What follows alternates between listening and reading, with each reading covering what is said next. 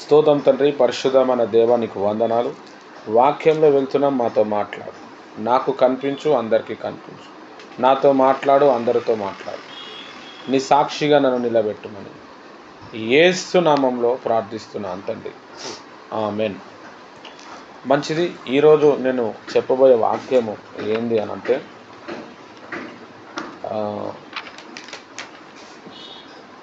మనం యేసు ప్రభువుని నమ్ముకున్న తర్వాత కూడా మన లోపల చాలా బంధకాలు అనేటివి ఉంటాయి.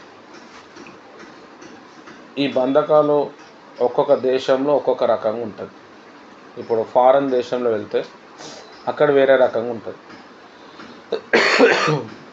ఆఫ్రికాకు వెళ్తే అక్కడ ఒక వేరేగా ఉంటుంది. మన భారతదేశంలో వెళ్తే అక్కడ వేరే రకంగా ఉంటుంది. చాలామంది యేసు ప్రభువుని నమ్ముకున్న తర్వాత కూడా వారికి ఆశీర్వాదము రాకపోవటానికి కొన్ని బంధకాలు ఉంటాయి. ఆ బంధకాలు ఏంది అని అంటే, మనం చేసిన పాపాలు, తప్పులు. దానివల్ల శాపాలు వస్తాయి.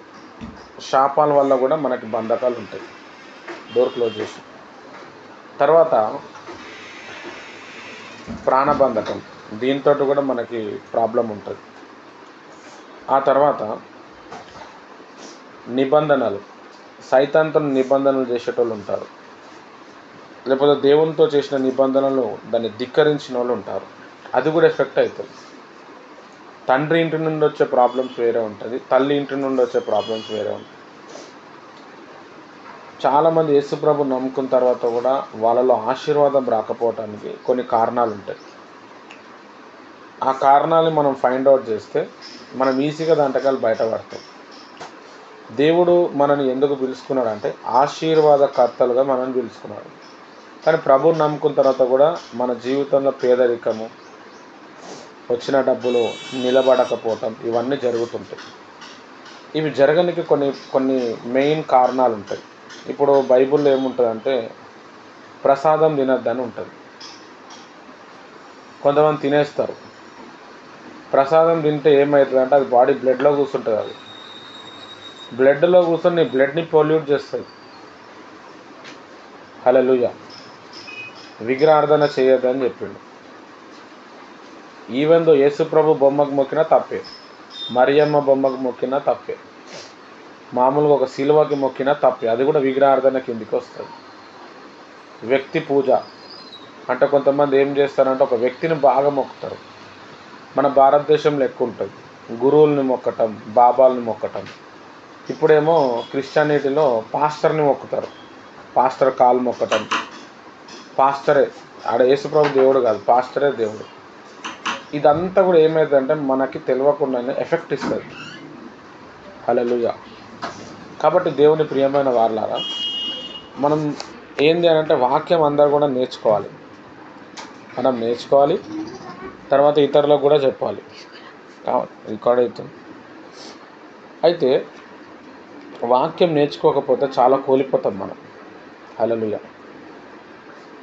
వాక్యం నేర్చుకోవటం వల్ల ఏమవుతుందంటే, అంతరంగ పురుషుడు అనేటోడు బలపడతాడు. మీకు సోమవారం నుంచి రోజు సాయంత్రం బైబిల్ క్లాస్ ఉంటుంది. ఒక్కొక్కసారి లేనప్పుడు మన అహరోన్ బ్రదర్ వాక్యం చెప్పటం, ఇంకెవరైనా వాక్యం చెప్పటం చేయండి. సోమవారం రోజు మానవ శాస్త్రం అనే ఒక సబ్జెక్ట్ ఉంటుంది. బైబిల్లో క్రిస్టియన్కి ఒక 12 పునాదులు ఉంటాయన్నమాట.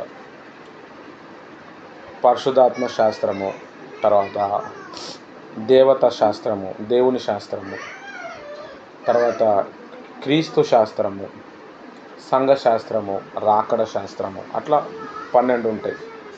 అది బేస్ అన్నమాట. అందులో మనము సోమవారం నుంచి మానవ శాస్త్రాన్ని గురించి మనం స్టడీ చేద్దాం. క్రైస్తవ పునాది సిద్ధాంతములు అనే బుక్ ఉంటుంది. 1300 ఉంటుంది. అది అంతకుముందు చెప్పిన నేను దాని మీద. అది కొనుక్కొని వాళ్ళు ఎప్పుడన్నా అది కొనుక్కొని పెట్టుకోండి. ఇక దాని మీదనే ఉంటుంది సబ్జెక్టు. అది మీకు ఎప్పటికీ ఉపయోగపడుతుంది. ఎందుకంటే అది మనం నేర్చుకోవాలి. వాక్యం ఎంతగా మనం నేర్చుకుంటామో అంతగా మనం దీవించబడతాం. మనకున్న బంధకాలు అనేటివి తెగిపోతాయి. దేవుడు ఆ వాక్యం నేర్చుకోవాలని చెప్పి మన చేతికి బైబిల్ అనేది ఇచ్చాడు. చదువు లేని వాళ్ళు కూడా బైబిల్ వాక్యం నేర్చుకోవచ్చు. హల్లెలూయా. వాక్యం మనం ఎంత నేర్చుకుంటామో దేవుని మీద భారము భయము అనేది 1 అవర్ పడుతుంది. 1 అవర్ పడుతుంది.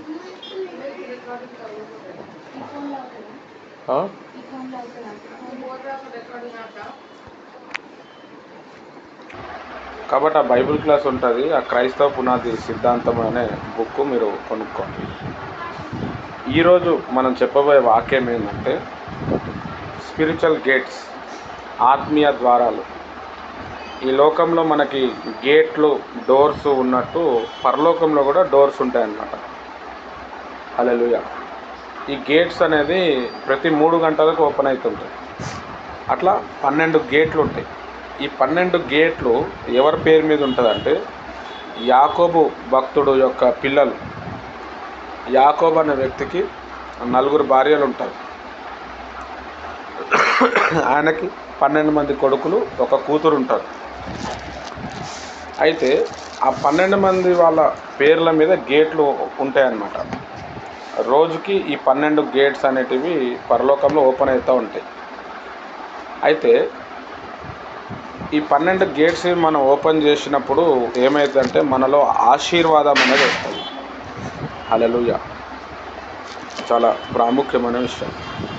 కాబట్టి మనం ఇక్కడ చేయాల్సిన విషయం ఏంటంటే ప్రేయర్ చేయటానికి కూడా టైం ఉందన్నమాట. విడుదల పొందటానికి కూడా టైం ఉంది. స్వస్థపరచడానికి కూడా టైం ఉంది. ఇప్పుడు మనం బైబిల్లో మనం చూస్తే యేసుప్రభు వారు ఎర్లీ మార్నింగ్ కొండ మీద వెళ్ళి ప్రార్థన చేసేటోడు. ఎర్లీ మార్నింగ్ ఎందుకు కొండ మీద పోయి ప్రార్థన చేసేటోడు అంటే ఎర్లీ మార్నింగ్ 3 o'clock ఒక గేట్ ఓపెన్ అవుతుండే. హల్లెలూయా. పేతురు భక్తుడు జైల్లో ఉన్నప్పుడు 6 o'clockకి ఆ జైల్లోకి వెళ్ళి దేవదూత వచ్చి అతన్ని రక్షించారు. రాత్రి అంతా కూడా సంఘం అంతా కూడా పేతురు భక్తుడి కోసం ప్రేయర్ చేశారు. మార్నింగ్ 6 o'clockకి దేవదూతలు అనే వాళ్ళు రిలీజ్ అవుతారనమాట. హల్లెలూయా. అయితే ఆ టైంలో మనం కానీ ప్రేయర్స్ చేస్తూ ఉంటే మనకి చాలా విడుదల అనేది వస్తుంది. ఇప్పుడు ఈ 12 రకాల గేట్లకి 12 రకాల పేర్లు ఉన్నాయి. తర్వాత 12 రకాల ఆశీర్వాదాలు ఉన్నాయి. హల్లెలూయా. అయితే మన లోపల ఏ గేట్ అయితే పనిచేస్తుందో ఆ గేట్ని మనం కానీ ఓపెన్ చేస్తే ఆ రకమైన ఆశీర్వాదం అనేది వస్తుంది. అయితే దీనికి ఎలా ప్రార్థన చేయాలి, ఎలా మనం గేట్ని ఓపెన్ చేయాలి అనేది మనము ఈరోజు ఈ వాక్యంలో మనం తెలుసుకుందాం. తర్వాత దీనికి సంబంధించిన ప్రేయర్స్ ఉంటాయి, అది రాసి మీకు పంపిస్తాను, లేకపోతే మీ ఇంట్లో వచ్చి ఇస్తాను. ఆ ప్రేయర్స్ ఒక 1 month చేయండి. ఆ టైంకి ఆ గేట్ ఓపెన్ అవుతుంది. చూడండి, చాలా చేంజెస్ అనేది వస్తుంది. హల్లెలూయా. రైట్. ఇక్కడ మనం చూస్తే దేవుని ప్రియమైన వారారా, ప్రపంచంలో ఏ సబ్జెక్ట్ అన్నా తీసుకోండి, అది బైబిల్లోకి వెళ్ళి వచ్చిందనమాట. వితౌట్ బైబిల్ ఏది రాదు. చేతపడి మంత్రాలే కావచ్చు, భానుమతి అంటారు. చేతపడి వేరు, భానుమతి వేరు, మంత్రం వేరు, తంత్రం వేరు, యంత్రం వేరు. మంత్రాలు చేసేవాళ్ళు నీళ్ళల్లో ఉండి చేస్తారు, మట్టిలో ఉండి చేస్తారు, గాల్లో ఉండి చేస్తారు. ఇదంతా కూడా బైబిల్లో వచ్చింది. ఇప్పుడు మనం చూస్తే బైబిల్లో రాయని పుస్తకాలు కూడా బయట ఉన్నాయన్నమాట. ఈజిప్ట్ దేశానికి మనం వెళ్తే అక్కడ పిరమిడ్స్ అనేటివి ఉంటాయి. ఆ పిరమిడ్స్ చాలా హైట్లో ఉంటాయి. అది ఎవరు కట్టారో ఎవరికి తెలియదు. అసలు ఆ పిరమిడ్స్ అనేది ఎందుకు కట్టారు అంటే అది చేతపడి కోసం కట్టారు. ఆ పిరమిడ్స్ అన్నీ కూడా మనం పైనుంచి ఒకవేళ చూస్తే స్టార్ ఆకారంలో ఉంటుంది. ఆ పిరమిడ్స్ అనేది ఎందుకు అక్కడ కట్టినారు అంటే అప్పుడు అక్కడున్న ప్రజలు, అంటే ఆదాంకి ముందు కూడా ప్రజలు ఉన్నారు. నరుల కుమారులు, దేవుని కుమారులు అంటారు. వీళ్ళని దేవుడు సృష్టించిన తర్వాత సైతాన్ వచ్చి వీళ్ళకి ఈ చేతపడి మంత్రాలు అనేటివి నేర్పించుండు. ఇప్పుడు బలులు అర్పించటము, మనుషుల్ని చంపటము, చచ్చిపోవటము, ఇవన్నీ కూడా ఒక బలి పశువుని మనం చంపినప్పుడు సైతాన్కి పవర్స్ వస్తాయి అన్నమాట. అందుకే దేవుడు ఏం చేసిండంటే వీళ్ళంతా ఈ మంత్రాలు విగ్రహారాధన చేస్తుండని చెప్పి దాన్ని కూల్చేసాడు దేవుడు. తర్వాత మళ్ళీ భూమిని తయారు చేసాడు. అందుకే ఆదికాండం 1వ అధ్యాయం మనం చదివినప్పుడు దేవుడు ఆకాశ భూమిని సృష్టించుండని ఉంటుంది. రెండవ వచనంకి వచ్చేసరికి ఎట్లుంటుందంటే భూమి నిరాకారంగాను శూన్యంగాను ఉన్నది అంటాడు. ఫస్ట్ ఏమో సృష్టించిందని ఉంటుంది, రెండోదేమో శూన్యం అని ఉంటుంది. అంటే దాన్ని పాడు చేసేసాడు. తర్వాత దేవుడు మళ్ళీ దాన్ని తయారు చేసాడు. ఒకటి పాడైపోయిన దాన్ని మంచిగా చేసినప్పుడు అది కొంచెం సెట్ అవుతుంది, ఇది మంచిది అని అంటాం. హల్లెలూయా. ఇప్పుడు ఒక ఐటెంని మనము కొన్న దాన్ని మనం మంచిది అనం. పాడైపోయింది, ఇప్పుడు కుండ ఉంది, కుండ పగిలిపోయింది, కుండకి మనం మట్టి పెట్టి సిమెంట్ పెట్టి మంచిగా చేస్తే మంచిగా ఉంది, మంచిగా అనిపిస్తుంది అంటాం. హల్లెలూయా. అట్లనే అందుకే దేవుడు ఏమనంటే నరులను చేసినప్పుడు జంతువులను చేసినప్పుడు ఇది మంచిది అన్నాడు. హల్లెలూయా. అయితే దేవుని ప్రియమైన వారలారా, దేవుడు మళ్ళా తర్వాత ఏం చేసిండంటే ఈ ప్రపంచాన్ని నాశనం చేసి మళ్ళీ ఆదాం అవ్వని సృష్టించిండు. ఆదాం అవ్వని సృష్టించిన తర్వాత అబ్రహాం వచ్చిండు. అబ్రహాంకి ఇస్సాక్ అనే కొడుకు పుట్టిండు. ఇస్సాక్కి 12 మంది కొడుకులు పుడతారు, ఒక పాప ఉంటుంది. అయితే పరలోక రాజ్యంలో ఈ 12 మంది పిల్లల మీద దేవుడు పరలోకంలో గేట్స్ అనేది ఓపెన్ చేసిండు. ఈ గేట్స్ అనేటివి మన జీవితంలో చాలా ప్రభావం చూపిస్తాయి. ప్రతి దానికి బైబిల్లో ఏమంటుందంటే టైం ఉంది అంటాడు. పౌలు భక్తుడు నైట్ 12 గంటలకు ప్రేయర్ చేసినప్పుడు జైల్లో భూకంపం వచ్చి ఆ జైల్లో ఉన్న వాళ్ళందరూ బంధకాలు తెగిపోయినాయి. పౌలు భక్తుడు బంధకాలు కూడా తెగిపోయినాయి. మీ జీవితంలో చీకటి ప్రభావం నుంచి, పేదరికం నుంచి, దుష్ట శక్తుల నుంచి, అప్పుల నుంచి, బంధకాల నుంచి మీరు బయటికి రావాలి అంటే నైట్ 12 గంటలకు ప్రేయర్ చేయాలి. హల్లెలూయా. మీకు అదృష్టం కలిసి వస్తలేదు, దానికి ఒక టైం ఉంది. మీకు విజయం వస్తలేదు, దానికి ఒక టైం ఉంది. పోగొట్టుకున్నవంతా కూడా రీస్టోర్ కావాలా, దానికి ఒక టైం ఉంది. కుటుంబంలో ఐక్యత లేదు, ఆ ఐక్యతకు సంబంధించిన గేట్ ఉంటుంది.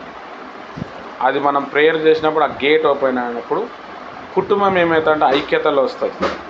హల్లెలూయా. తర్వాత మనం మంచి పని చేస్తే కూడా ప్రతిఫలం అనేది రాదు. ఆ ప్రతిఫలం రావటానికి కూడా ఒక్కొక్క గేట్ ఉంటుంది అన్నమాట. ఇట్లా కొన్ని గేట్స్ కొన్ని టైంలో ఓపెన్ అవుతూ ఉంటాయి. అయితే వాటి కోసం మనం ప్రేయర్ చేసినప్పుడు అది ఏమవుతుందంటే ఆ గేట్స్ అనేది ఓపెన్ అవుతుంది. హల్లెలూయా. ఈరోజు మీరు వాక్యము రాసుకోండి, తర్వాత ఆ వాక్యం చదవండి. నేను మీద చెప్పుకుంటూ వెళ్ళిపోతాను. ఈ సబ్జెక్ట్ ఒక 2-3 సార్లు చెప్తాను, అప్పుడు మీకు బాగా అర్థమవుతుంది.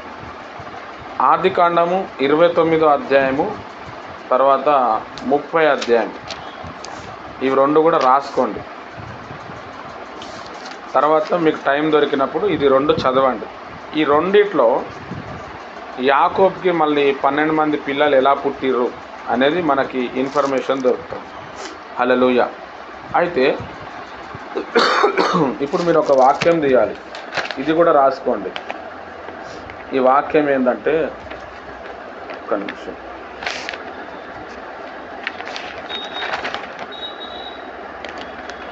సామెతల గ్రంథం 8వ అధ్యాయం 32వ వచనం. ఎవరైనా బైబిల్ ఉన్నోళ్ళు చదవండి. సామెతలు 8వ అధ్యాయం 32వ వచనం. అది రాసుకోండి, ఎవరైనా చదవండి. సామెతలు 8:32. నా మాట ఆలకించుడి, నా మార్గములను అనుసరించు వారు ధన్యులు.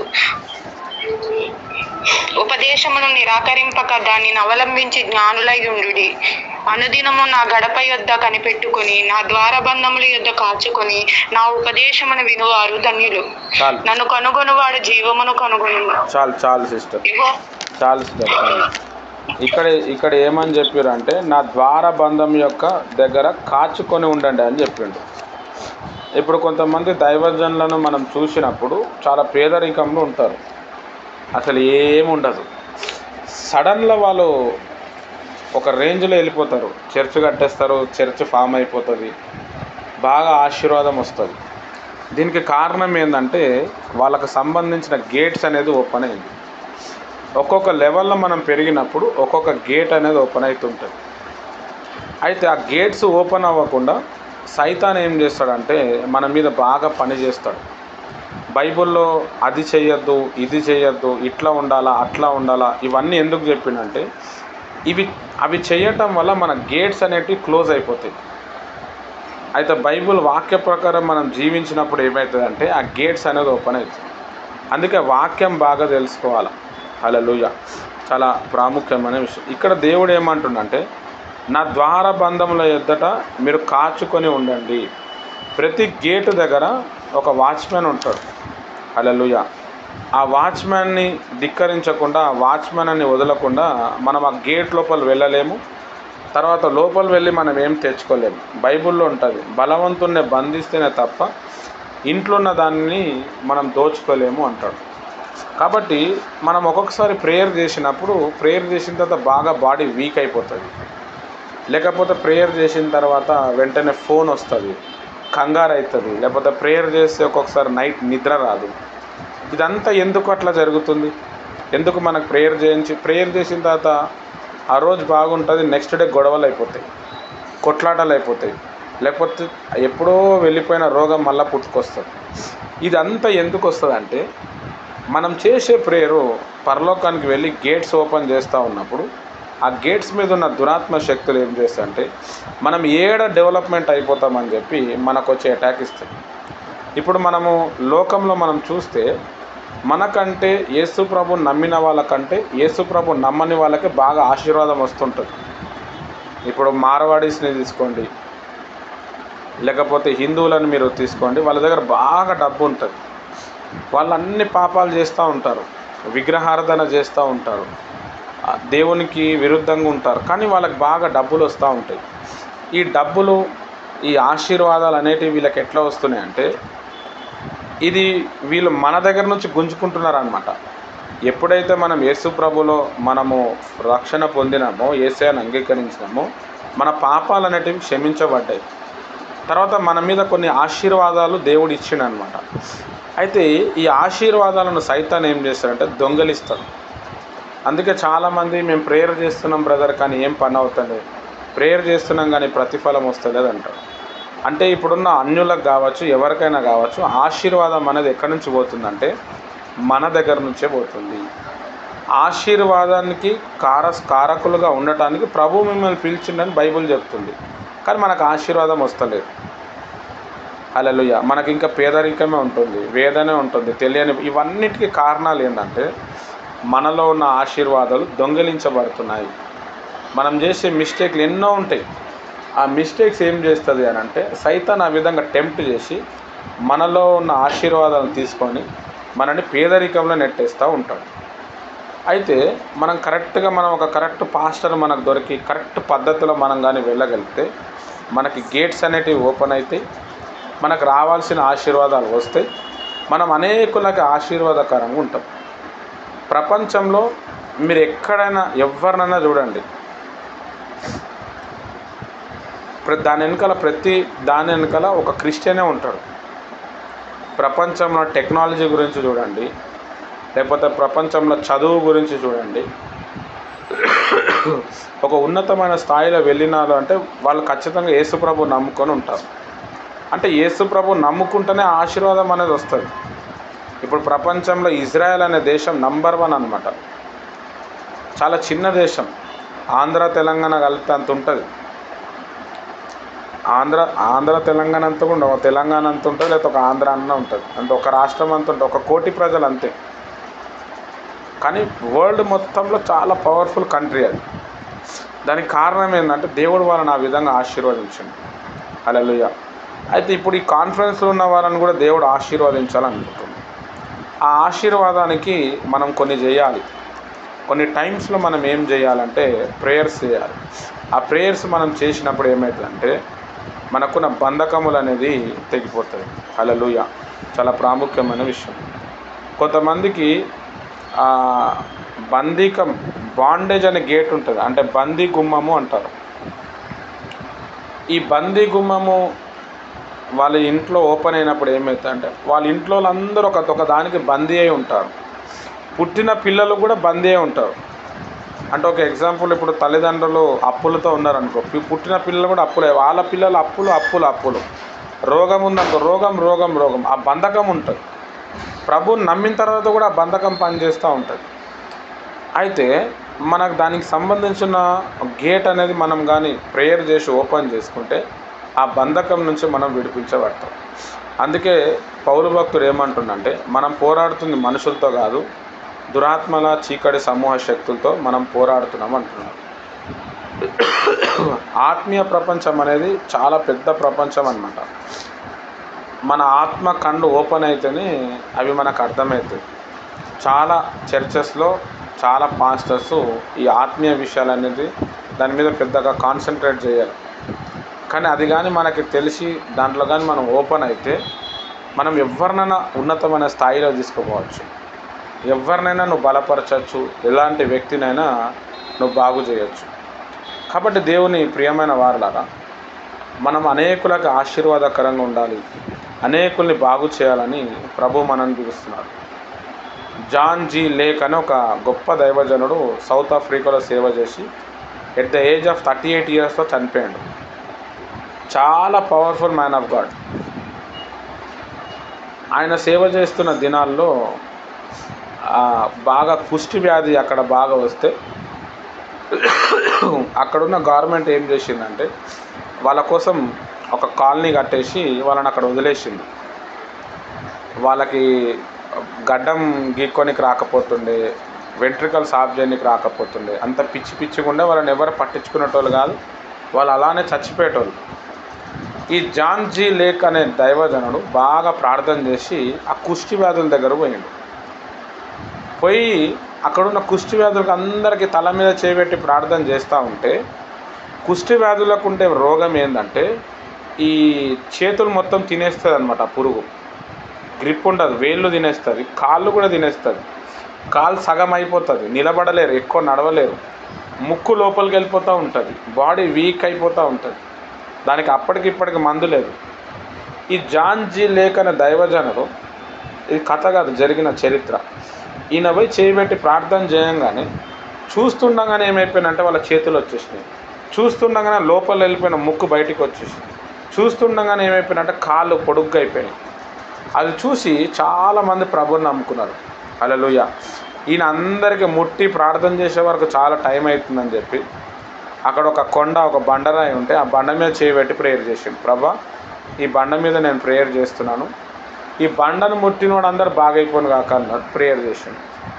కథం ఆ బండని ఎంతమంది అయితే ముట్టిరో వాళ్ళందరూ కూడా ఏమైపోయారంటే స్వస్థపరచబడ్డారు. హల్లెలూయా. ఆయన ఒక గల్లీలో పోయి సువార్త ప్రకటించిన తర్వాత 2 వారాలు ఆ గల్లీకి ఎవరు పోయిర్రో, ఆ స్ట్రీట్లో ఎవరైతే పోయిర్రో వాళ్ళందరూ కూడా స్వస్థపరచబడ్డారు. హల్లెలూయా. ఇట్లా అనేకులకి ఆశీర్వాదకరంగా ఒక దేవుని నమ్మిన బిడ్డ మారాలన్నది దేవుని ఒక చిత్తం. అందుకే దేవుడు నిన్ను నన్ను పిలుచుకున్నాడు. కాబట్టి మనము ప్రేయర్ చేసేటప్పుడు ఈ గేట్స్ కోసం మనం ప్రేయర్ చేసినప్పుడు మన గేట్ అనేది ఓపెన్ అవుతుంది. హల్లెలూయా. ఇప్పుడు ఈ పరలోకంలో ఉండే 12 గేట్ల గురించి మీరు రాసుకోండి. మొత్తము యాకోబుకి 12 మంది కొడుకులు. అందులో ఫస్ట్ కొడుకు పేరు రూబేన్. రూబేన్ అనే కొడుకు. గేట్ పేరు కూడా, ఆ ద్వారం పేరు కూడా రూబేన్. ఫస్ట్ రాసుకోండి, రూబేను ద్వారము అని రాసుకోండి. రూబేన్ ద్వారము అంటే ఇది వారసత్వానికి సంబంధించిన గేట్ అన్నమాట. కొంతమందికి ఏమవుతుందంటే పెళ్ళైన తర్వాత పిల్లలు పుట్టరు, లేదు అంటే పిల్లలు పుట్టి చచ్చిపోతారు, వారసత్వమే ఉండదు. వాళ్ళకి ఏమవుతుందంటే ఈ గేట్ అనేది క్లోజ్ అయిపోతుంది. ఈ గేట్ అనేది ఎందుకు క్లోజ్ అవుతుంది అని అంటే, పూర్వకాలంలో ఒక మనిషి గురించి తెలుసుకోవాలన్నప్పుడు ఆ మనిషికి సంబంధించిన పిల్లల్ని చంపేసేటోళ్ళు అన్నమాట. ఇది బైబిల్లో కూడా ఉంటుంది. యాకోబు అనే వ్యక్తి లాబాను వాళ్ళ ఇంటికి వస్తాడు. లాబాను వాళ్ళ ఇంటికి వచ్చినప్పుడు యాకోబు వల్ల లాబాన్ బాగా ఆశీర్వదింపబడతాడు. ఎందుకంటే ఇస్సాకు చెప్పిన ఆశీర్వాదాలన్నీ ఆయన మీద ఉన్నాయి. ఆయన ఎక్కడ పోతే అక్కడ ఆశీర్వాదం వచ్చి లాబాన్ దగ్గర ఉన్న గొర్రెలు మేకలు బాగా పెరిగిపోతాయి. అప్పుడు లాబాన్ ఏం చేస్తాడంటే ఒక మాంత్రికుని దగ్గర పోతాడు. వెళ్ళి నాకు ఎందుకు ఇంత డెవలప్మెంట్ అవుతుంది, నాకు ఎందుకు ఇట్లా అవుతుంది అని చెప్పి ఆయన ఒక మాంత్రికుని దగ్గర పోయినప్పుడు ఆ మాంత్రికుడు వాళ్ళు చూసి చెప్తారనమాట. అది ఎలా చెప్తారంటే ఇంట్లో ఉన్న ఒక పెద్ద కొడుకుని చంపేస్తారు.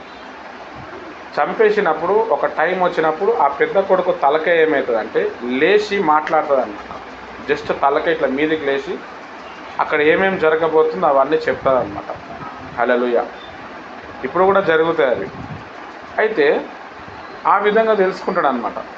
కాబట్టి ఈ గేట్ ఆఫ్ రూబెన్, ఈ రూబెన్ అనే ద్వారము ముయ్యబడ్డది. దానికోసం మనం ఏం చేయాలా? ప్రేయర్ చేయాలి. అంటే మన వంశం బాగుండాలి, మన వంశం అన్ని విధాలుగా ఎదగాలి అంటే ఈ గేట్ ఆఫ్ రూబెన్ అనేది మనం ఓపెన్ చేసుకోవాలి. హల్లెలూయా. రైట్. నెక్స్ట్ గేట్ ఆఫ్ యూదా, యూదా గోత్రం అంటాం కదా, యూదా ద్వారం. నెక్స్ట్ పాయింట్ యూదా ద్వారం అని రాసుకోండి. ఈ గేట్ అనేది మనం ఓపెన్ చేయాలి. ఈ గేట్ మనలో క్లోజ్ అయిందని ఎట్లా తెలుస్తుంది అంటే మన ఇంట్లో ఆరాధన అనేది ఉండదు. కొంతమందికి ఆరాధన చేయబుద్ధి కాదు. ఆరాధన చేస్తుంటే నిద్ర వస్తుంది, వాక్యం చెప్తుంటే నిద్ర వస్తుంది, ప్రేయర్కి వెళ్ళిన తర్వాత నిద్ర వస్తుంది. వాళ్ళ లైఫ్లో ఈ గేట్ అనేది క్లోజ్ అయిపోయింది. హల్లెలూయా. అయితే ఈ గేట్ అనేది మనం ఓపెన్ చేస్తే ఏమవుతుందంటే స్తుతి నీ స్థితిని మారుస్తుంది అని చెప్పి ఒక నానుడు ఉందన్నమాట. వాక్యం చెప్పేటోడు దేవుని వాక్యాన్ని తీసుకొస్తాడు. ప్రార్థన చేసేటోడు దేవుడు ఎక్కడెక్కడో ఉంటే దేవుణ్ణి తన వైపు తిప్పుతాడు. స్తుతి చెల్లించేవాడు, ఆరాధన చేసేవాడు దేవుణ్ణే డైరెక్ట్ తీసుకొని వస్తాడు. కాబట్టి మన జీవితంలో ఈ యూదా అనే గేట్ ఎప్పుడైతే ఓపెన్ అవుతుందో దేవుని యొక్క ప్రశస్తమైన ఆయన తలంపులు, ఆయన ఆలోచన, ఆయన విధానం అంతా కూడా మన మీదకి వస్తుంది.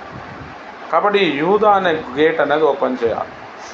ఈ యూదా అనే గేట్ ఎట్లా ఓపెన్ చేయాలంటే మనం నిలబడి చేతులు పైకెత్తి ఆరాధన చేయాలి. చేతులు పట్టుకొని ఎందుకు ఆరాధన చేయాలి అని అంటే మీరు ఎప్పుడైనా ఒక దగ్గర నిలబడి చేతులు పైకి లేపి చూడండి, వై అనే లెటర్ కనిపిస్తుంది నిలబడినప్పుడు. Y letter represent to the God of యావే. యావే మీన్స్ యెహోవా. హీబ్రూలో యావే, ఇప్పుడు మనకు తెలుగులో ఏదైతే యెహోవా దేవుడు ఉన్నాడో అది హీబ్రూలో యావే అంటారు అనమాట. మనం నిలబడి ఎప్పుడైతే చేతులు పైకెత్తి మనం ఆరాధన చేస్తూ ఉంటామో భూమి మీద దేవుణ్ణి మనము కనెక్ట్ అవుతున్నాం అనమాట. వై అనే లెటర్, వై అంటే యావే అని అర్థం. యావే అంటే యెహోవా అని అర్థం. పాత నిబంధనలో యెహోవా దేవుడు రిప్రజెంట్ అవుతాడు. అయితే ఎప్పుడైతే మనం చేతులెత్తి మనం ఆరాధన చేస్తుంటామో ఆ ఆకాశంలో ఉన్న దేవుడు ఏం చేస్తాడంటే మన దగ్గర దిగొస్తాడనమాట. అందుకే ఆత్మ తాకిడి బాగా అవుతుంది. అందుకే చేతులెత్తి ప్రార్థన చేయండి అని చెప్పి చెప్తుంటాం. కాబట్టి మనము ఏంటంటే ఆరాధన చేసినప్పుడల్లా, ప్రేయర్ చేసినప్పుడల్లా చేతుల పైకెత్తి ప్రార్థన చేయాలి. మీరు బైబిల్లో మోషేని తీసుకోండి, దావీదుని తీసుకోండి, సొలొమోన్ మహారాజుని తీసుకోండి. వీళ్ళు ప్రేయర్ చేసేటప్పుడు చేతుల పైకెత్తి ప్రేయర్ చేసారు. చేతులు పైకెత్తి ప్రేయర్ చేసినప్పుడు ఆకాశ మండలం అంతా కూడా కదులుతుంది. మీరు చేతులు పైకెత్తి ప్రేయర్ చేస్తూ ఉండండి, ఒక 5 minutes మీకు తెలవకుండానే మీ చేతులు కిందికి వచ్చేస్తాయి. హల్లెలూయా. ఎందుకు అంటే ఆ చేతులు పైకి ఎత్తినప్పుడు సైతానికి చాలా కోపం, వాటికి భయం అవుతుంది. బైబిల్లో మనం చూస్తే అమాలేకులు అని చెప్పి కొంతమంది ఉంటారు. వీళ్ళు ఇజ్రాయెల్ ప్రజలకి యుద్ధం చేయడానికి వస్తారు. యుద్ధం చేయడానికి వచ్చినప్పుడు మోషే ఏం చేస్తారంటే ప్రేయర్ చేసి కొండ మీద వెళ్ళి చేతుల పైకెత్తి ప్రేయర్ చేస్తుంటారు. ఆయన చేతుల పైకెత్తి ప్రార్థన చేస్తూ ఉంటే కొండ కింద ఇజ్రాయెల్ ప్రజలు గెలుస్తూ ఉంటారు. చేతులు నొస్తున్నాయని చెప్పి చేతులు దించినప్పుడు అమాలేకులు అనేటోళ్ళు గెలుస్తూ ఉంటారు. ఈ సీను ఇద్దరు చూస్తారనమాట. అహరోను తర్వాత ఇంకొక ఆయన చూస్తాడు, హూరు అనే వ్యక్తి. చూసి ఒక ఆయన మోషే ఒక చేయి పట్టుకుంటాడు, ఇంకొక ఆయన ఇంకో చేయి పట్టుకొని అట్లనే నిలబడినప్పుడు ఆయన మోషే చేతులెత్తి అట్లనే ప్రార్థన చేస్తూ ఉన్నప్పుడు అమాలేకులు ఓడిపోతారు, ఇజ్రాయెల్ ప్రజలు గెలుస్తారు. ఈ అమాలేకులు ఎవరు అని అంటే ఈ చేతపని మంత్రాలు చేసేటోళ్ళు. అరే ఏంది బ్రదర్ నువ్వు అందరిని ఆడనే కలుపుతున్నాను మీరు అడగచ్చు. సౌలు రాజుగా అయిన తర్వాత ఆయన యుద్ధానికి వెళ్ళేటప్పుడు అమాలేకుల దగ్గరికి వెళ్ళినప్పుడు దేవుడు ఏమని చెప్పిందంటే ఆ అమాలేకుల్లో ఉన్న బర్రెలు, ఆవులు, ఒంటెలు, జంతువులు పిల్లలు పెద్దలు అందరిని చంపేయమన్నాడు. ఈ సౌలు అనే రాజు ఏం చేసిండంటే మనుషుల్నే చంపిండు కానీ ఆ జంతువులు బర్రెలు ఆవుల్ని చంపలేదు.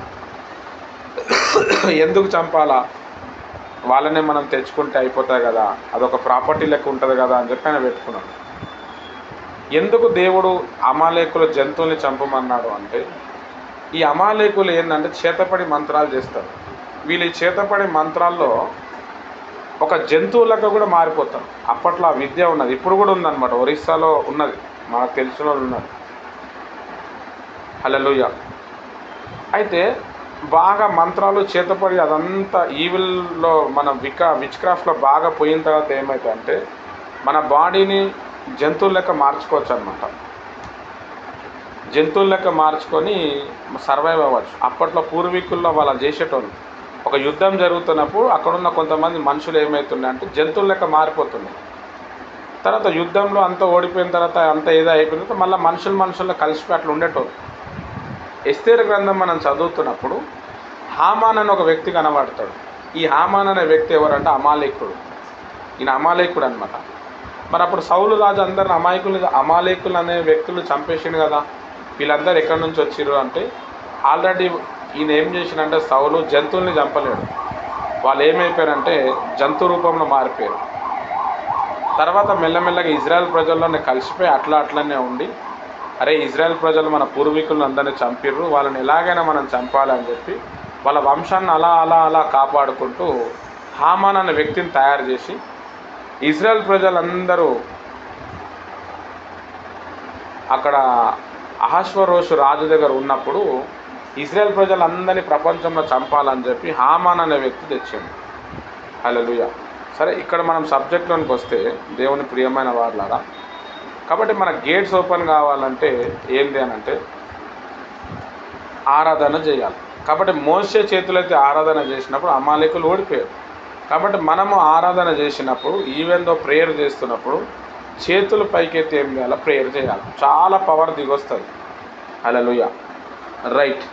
నెక్స్ట్ మూడో గేట్ గాదు గేట్. గాదు అనేది కూడా యాకోబు వాళ్ళ కొడుకు పేరు అనమాట, గాదు. ఈ గాదు గేటు దేనికి సంబంధించింది అంటే అదృష్టానికి సంబంధించింది. రూబెన్ అనే గేటు వారసత్వానికి సంబంధించింది. యూదా అనే గేటు స్తుతి ఆరాధనకు సంబంధించింది. గాదు అనే గేటు అదృష్టానికి సంబంధించింది.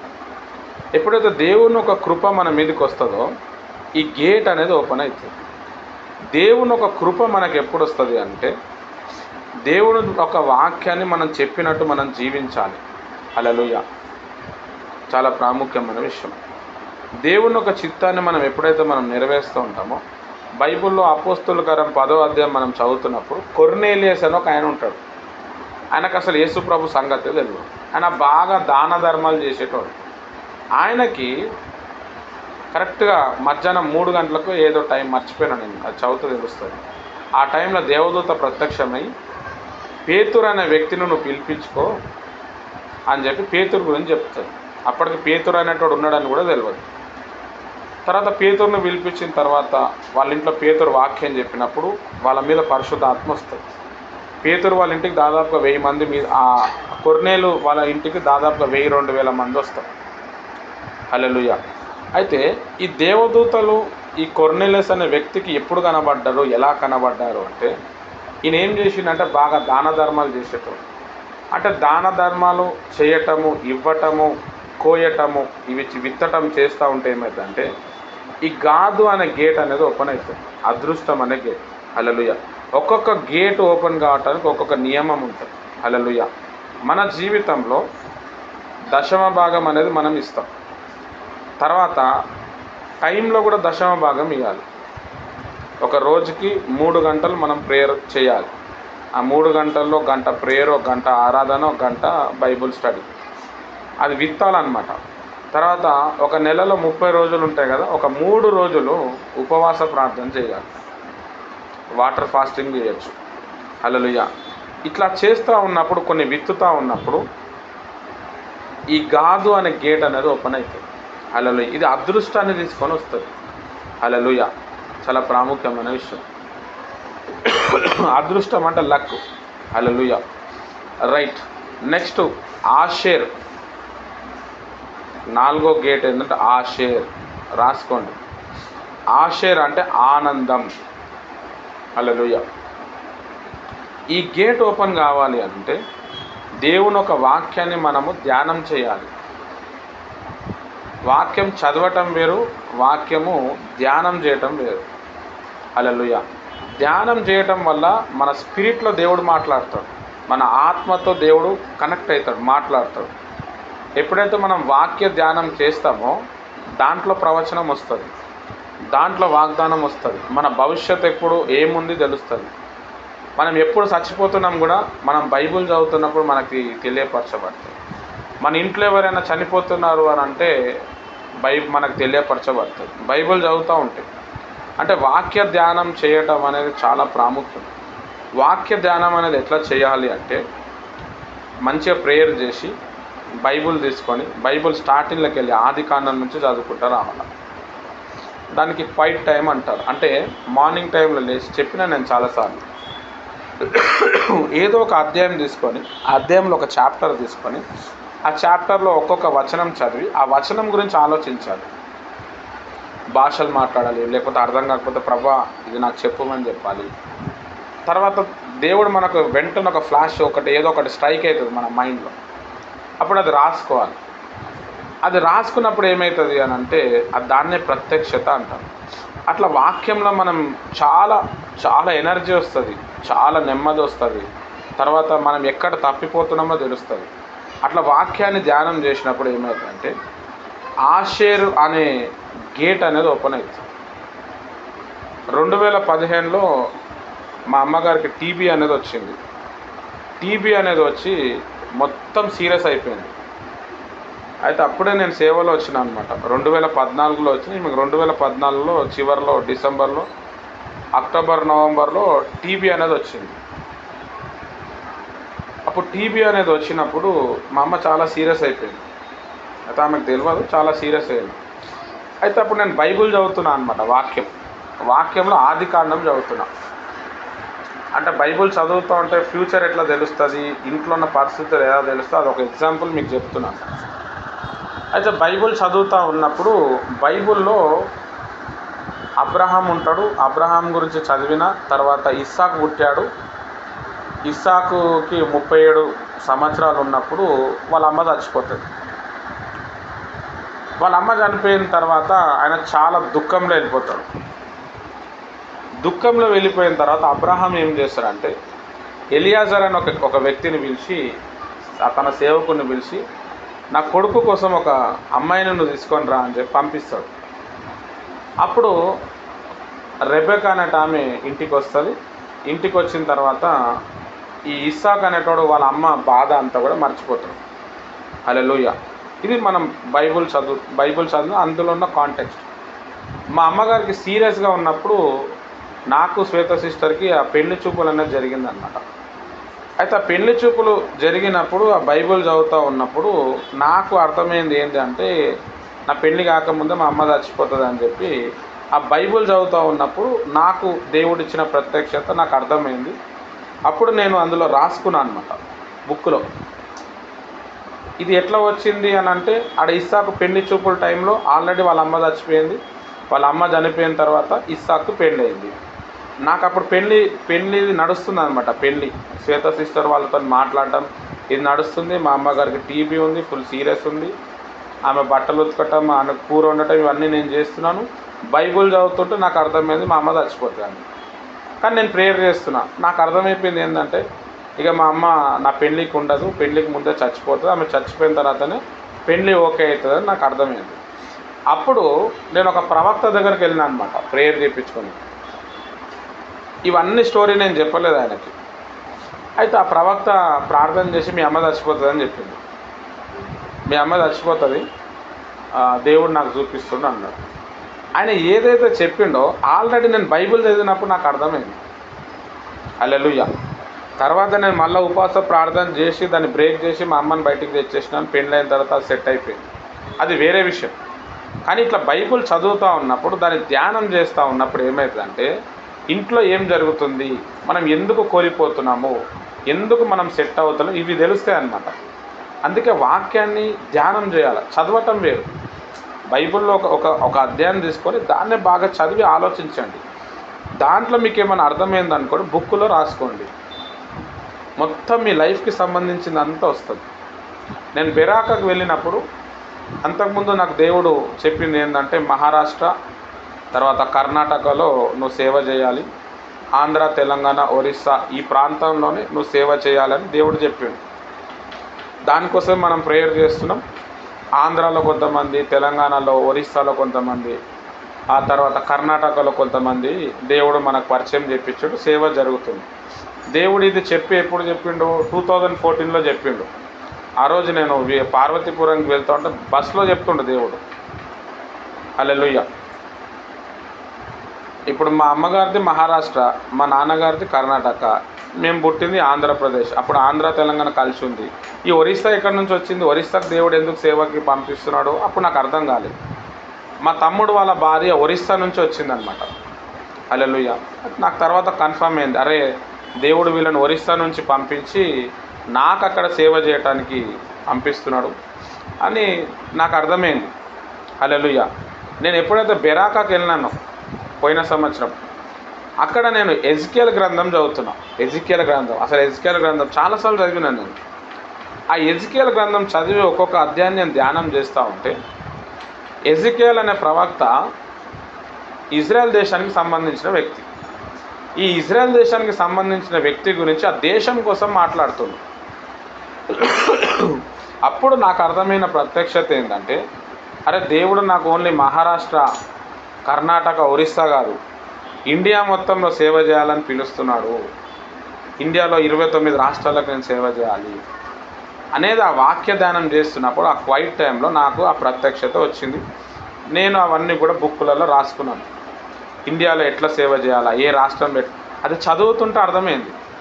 ఆ టైంలో అయోధ్యలో రామ్ మందిర్ని బాలరాముని ప్రతిష్ఠిస్తున్నారు. మా దగ్గర ఫోన్ లేకుండే, టీవీ లేకుండే, న్యూస్ కూడా లేకుండే.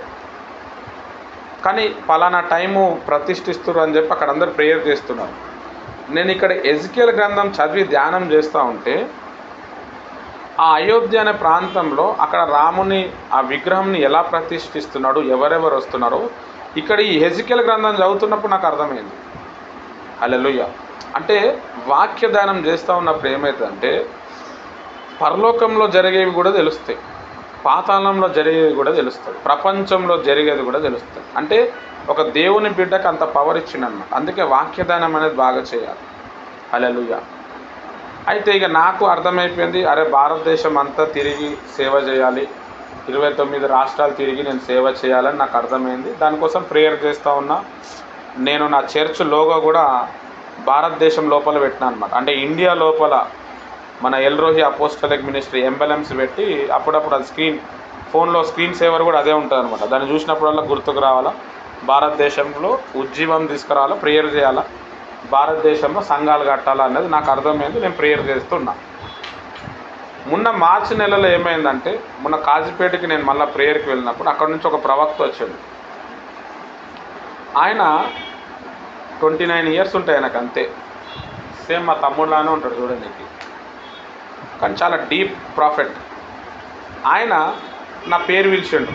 శాంసన్ అనగానే ఇద్దరం వచ్చినాం. ఇద్దరు శాంసన్లు ఉండే ఆడ. శాంసన్ అని పిలిచిన తర్వాత ఆయన ఏమంటున్నాడు అంటే, డిసోజా అంటున్నాడు. ఆయనకు అననీకి వస్తలేదు. డిసోజా అంటే ఇది డిసోజా అంటే మా సర్నేమ్ అని చెప్పినాం. హైదరాబాదా మీరు సేవ చేసేదంటే అవును అని చెప్పినాం. అప్పుడు ఆయన ఏమని చెప్పిండంటే, ఇండియాలో ఒక పెద్ద రివైవల్ తీసుకురావడానికి, ఒక ఉజ్జీవం తీసుకురావడానికి దేవుడు మిమ్మల్ని ఎన్నుకున్నాడు అని ఆయన చెప్పిండు. హల్లెలూయా. ఇవి ముందే దేవుడు నాకు బైబిల్ చదువుతూ ఉన్నప్పుడు ఆ ప్రత్యక్షత అనేది వచ్చింది. అంటే ఇప్పుడు ఇవన్నీ నేను ఎందుకు చెప్తున్నాను అని అంటే, నువ్వు బైబిల్ని చదివి ధ్యానం చేస్తూ ఉన్నప్పుడు నీకు అన్ని విషయాలు తెలుస్తాయి. ఎవడో ప్రవచనం చెప్పటం కాదు, నీకు సంబంధించిన పరిచర్య గురించి నువ్వు ఏం చేయాలి దానికి సంబంధించిన, అంటే బైబిల్ అనేది అంత పవర్ఫుల్ అనమాట. దాన్ని ఏదో ఒక బోరింగ్ బుక్ లెక్క చేసేసారు మనోళ్ళు. మనం చాలామంది ఏం చేస్తారామంటే యూట్యూబ్లో వాక్యం వింటూ ఉంటాం. వాక్యం వినటం తప్పేమి కాదు, కానీ ఆ వాక్యం నీ గురించి ఏం చెప్తుంది, ఆ ప్రత్యక్షత అనేది నువ్వు బైబుల్ ధ్యానం చేసినప్పుడు వస్తుంది.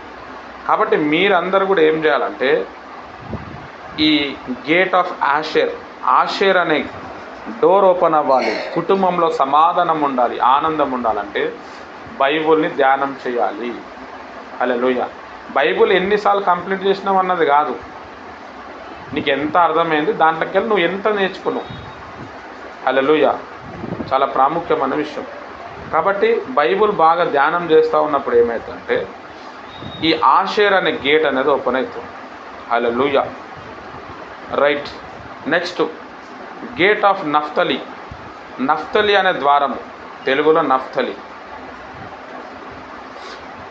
ఈ నఫ్తలి అనే గేట్ దేనికి సాదృశ్యం అంటే విజయపు ద్వారం.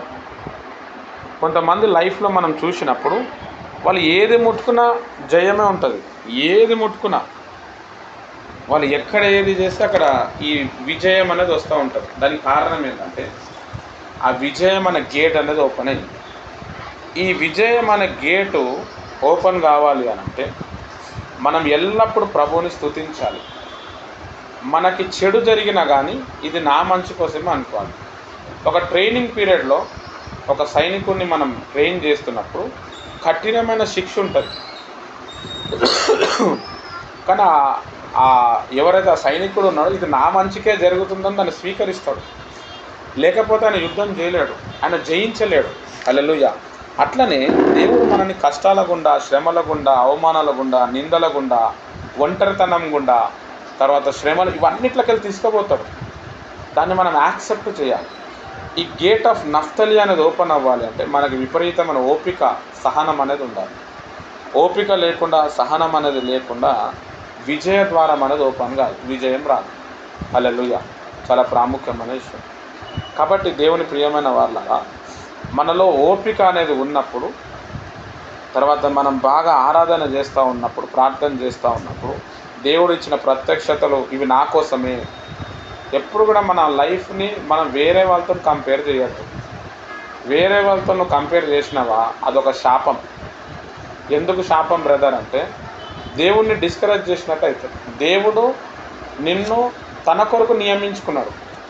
నీకంటూ ఒక ప్రత్యేకమైన గుణం ఇచ్చిండు, ఒక ప్రత్యేకమైన శైలి ఇచ్చిండు, ఒక ప్రత్యేకమైన ఆలోచన ఇచ్చిండు. నీకు ఇచ్చింది మొత్తం వేరు. నువ్వు డెవలప్మెంట్ అవ్వటానికి దేవుడు ఏం చెప్తుందో దాని ప్రకారం వెళ్ళిపోవాలి. హల్లెలూయా. కాబట్టి నఫ్తలి అనే ద్వారము, విజయపు ద్వారం ఓపెన్ అవ్వటానికి మనం ఏం చేయాలంటే మనం దేవుళ్ళో ఉండాలి. దేవుడు ఏది ఇచ్చినా కానీ దాన్ని స్వీకరించాలి.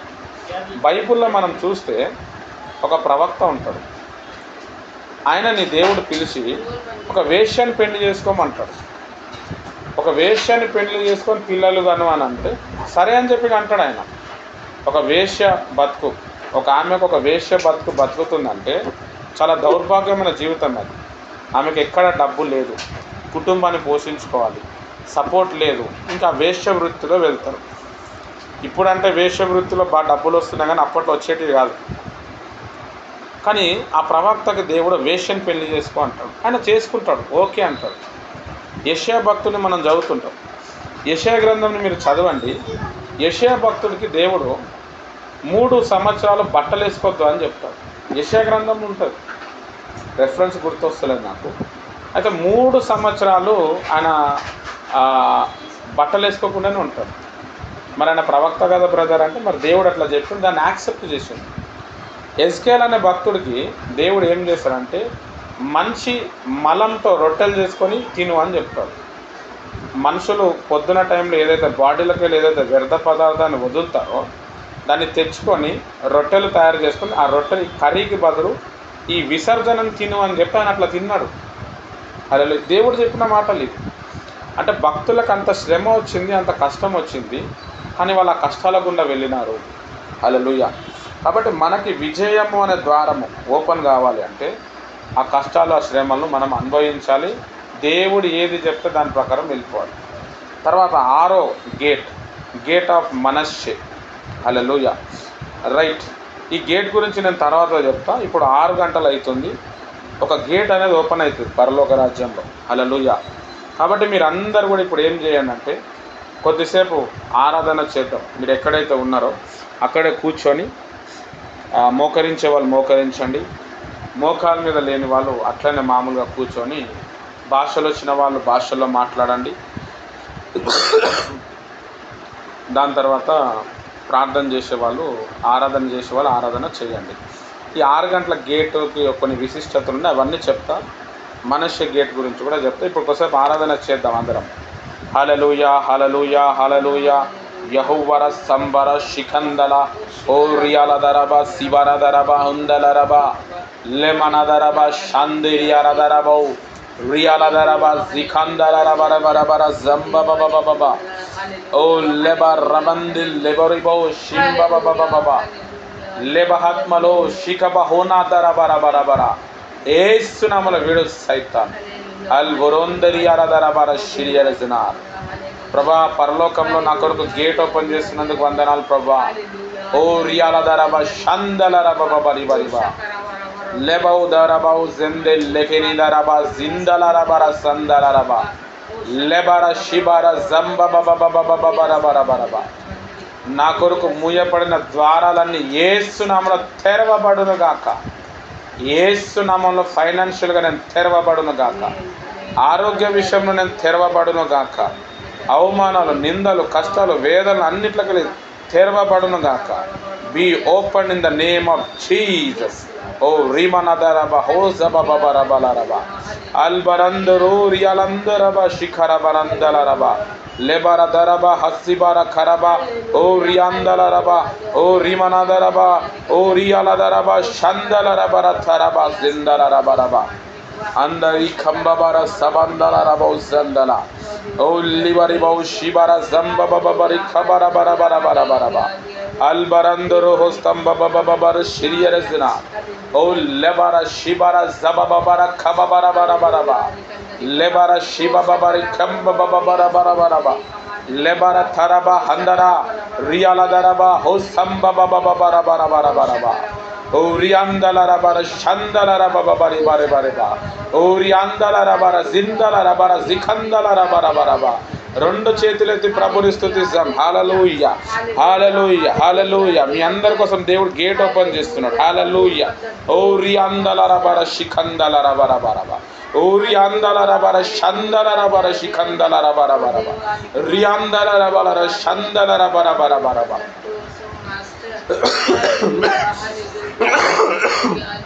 అల్బరందర బర షందర రబ బబ బబ బబ లెబర సబర శిఖందల రబ బబరి బరిబ లెబర జంబ బబ బబరి వల రబ రబ రబ రబ లెబర శిబర జబ బబ రబ బబ రబ రబ ఔరియాందల రిబౌ జిందల రిమందల షందల రబ బబ రబ రబ లెబర శిబ బబర ఖబ బర బర బర బర లెబర శిబర జబర శిఖందల రబ బబ బబ బబ ఔరియాందల హస్త బబ బరి బరి బరి ఔరియాల రబర షిందల రబ రబ రబ రబ ఔ లెబర సబర రబర షిరియరజనార్. అందరం ఆరాధన చేద్దామని ఎవ్వరు కూడా మౌనం ఉండడానికి వీల్లేదు. చేతులెత్తి కొద్దిసేపు ప్రభుని స్తుతిద్దాం. హల్లెలూయా. ఓ లెబర సంబబబబబబరబరబ అల్బరంద రిమానంద షందే రిమనదరబ జిఖోందల రబరబలరబ లెబర శిబర జబర శిఖర్ రిఖందల రిబో శిఖర్ రి థరబ హో శిబర శిఖర్ లెబర శింబబబబ మందిరియాల రబ లెబౌ రబబబౌ జందల రబౌ జిఖందల రబల రబ ఓ లెబర శిబర బర బర బర బరబ. ఓ దేవానికి స్తోత్రం ప్రభా. ఓ ప్రభా, పరలోకాన్ని తెరిచినందుకు వందనాలు ప్రభా. ఓ ప్రభా, దురాత్మ నుంచి విడిపించినందుకు వందనాలు ప్రభా. యూదా అనే గేట్ను ఓపెన్ చేసినందుకు వందనాలు. రూబెన్ అనే గేట్ను ఓపెన్ చేసినందుకు వందనాలు ప్రభా. ఓ ప్రభా, నఫ్తలి అనే గేట్ను ఓపెన్ చేసినందుకు వందనాలు. గాదు అనే గేట్ను ఓపెన్ చేసినందుకు వందనాలు. లెబా Shiba రెమదయన్ లఖో ధయ్యా జిహోర దల రబ రబ Alvoronderivi anduri aladara bauzi andara baushia rezna. Hallelujah rabara shiria. Hallelujah rabara shiriandara. Hallelujah rikamba babara balara baraba. Oh lebara shimba baba. Lebara thara annado. Oh vedal hosambara shikandala rabara. Lemandi samba baba ribari bariba. Astabara samba bara shirian. Oh lebo rababa rikamba baba riba bara bara bara bara. Oriandala hosta baba bari beri beri beri beri beri. Oriandala osandala rabara shirian. O lehindala haltmala stamboro shiriya rezenar. O rikhala rabara bara bara bara bara bara bara. Ennadu లేని ఆనందం ఎప్పుడెక్కడా దొరకని ఆనందం ఎన్నాడెన్నాడు లేని ఆనందం ఎప్పుడెక్కడా దొరకని ఆనందం నా యేసులోనే నేను పొందుకున్నాను నా యేసులోనే నేను పొందుకున్నాను అందుకేనే ఆరాధింతును నేను అందుకేనే ఆరాధింతును హల్లెలూయా ఆరాధింతును హల్లెలూయా ఆరాధింతును హల్లెలూయా ఆరాధింతును హల్లెలూయా యేసయ్యను ఎల్లప్పుడు మన యేసయ్యను ఎల్లప్పుడు అందరిలోని ఆరాధించి సేవింతును నేను అందరిలోని ఆరాధించి సేవింతును హల్లెలూయా స్తోత్రం తండ్రి మా కొరకు ప్రభా గేట్స్ ఓపెన్ చేసినందుకు వందనాలు నీ బిడ్డలకు దర్శనం ద్వారా నువ్వు మాట్లాడుతున్నందుకు వందనాలు ఈ వాక్యం ఇంకా లోతుగా నడిపించమని యేసునామమున ప్రార్థిస్తున్నాను తండ్రి ఆమేన్. మంచిది, మీలో ఎవరికో గేట్ ఓపెన్ అవుతున్నట్టు మీకు కనిపించింది, తర్వాత కొన్ని గేట్ నుంచి కొంతమంది మనుషులు వెళ్తున్నట్టు బయటికి వస్తున్నట్టు మీకు ఎవరికైనా అనిపించింది, అది ఎవరికి అనిపించిందో ఒకసారి ఉంటే చెప్పండి. ఒకసారి బ్రదర్ ఆరాధన చేస్తూ నాకు ఇట్లా ఎవరికైనా కనిపిస్తే అట్లా చెప్పండి.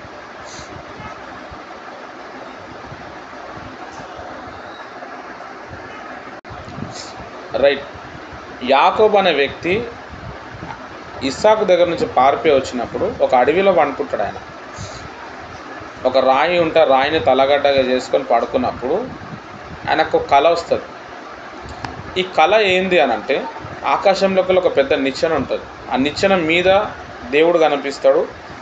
ఆకాశంలోకి వెళ్ళి దేవదూతలు దిగుతూ ఉంటారు, ఎక్కుతూ ఉంటారు. హల్లెలూయా. వెంటనే యాకోబు లేచి ఇది పరలోకానికి ద్వారము అని చెప్పి అక్కడ ఆ తలగడ్డగా పెట్టుకున్న రాయిని ఏం చేశాడంటే నూనెతో అభిషేకించి ప్రార్థన చేస్తాడు. అక్కడ బేతేల్ అని పేరు పెడతాడు. దేవుని మందిరం, దేవుని ఒక స్థలం అని దాని అర్థం అన్నమాట. అంటే ఇక్కడ బాగా అర్థం చేసుకోవాల్సిన విషయం ఏంటంటే, భూమి మీద కూడా కొన్ని గేట్స్ అనేవి కొన్ని టైంలో ఓపెన్ అవుతూ ఉంటాయి. హల్లెలూయా. ఆ గేట్స్ మనం కానీ పట్టుకోగలిగితే జీవితంలో మనం ఉన్నతమైన స్థాయిలో వెళ్తాం. ఆదికాండం 1వ అధ్యాయం మీరు చదివితే ఒక రాత్రి ఒక పగలు ఒక దినమాయను అని ఉంటుంది. మనకు ఎట్లుంటుందంటే మార్నింగ్ 6 o'clock నుంచి తర్వాత నెక్స్ట్ డే 6 o'clock వరకు ఒక డే అనుకుంటాం మనం. కానీ పరలోకంలో ఎట్లుంటుందంటే ఒక నైట్ ఒక డే కలిస్తే ఒక డే అవుతుంది అనమాట. అంటే నైట్ 12 hours, ఈవినింగ్ 6 o'clock నుంచి మార్నింగ్ 6 వరకు, తర్వాత మార్నింగ్ 6 o'clock నుంచి ఈవినింగ్ 6 వరకు ఒక డే అవుతుంది. యూదులు కూడా అట్లనే క్యాలిక్యులేట్ చేస్తారు. మనకేమో 24 hours ఉంటుంది, వాళ్ళు 12 hours క్యాలిక్యులేట్ చేస్తారు.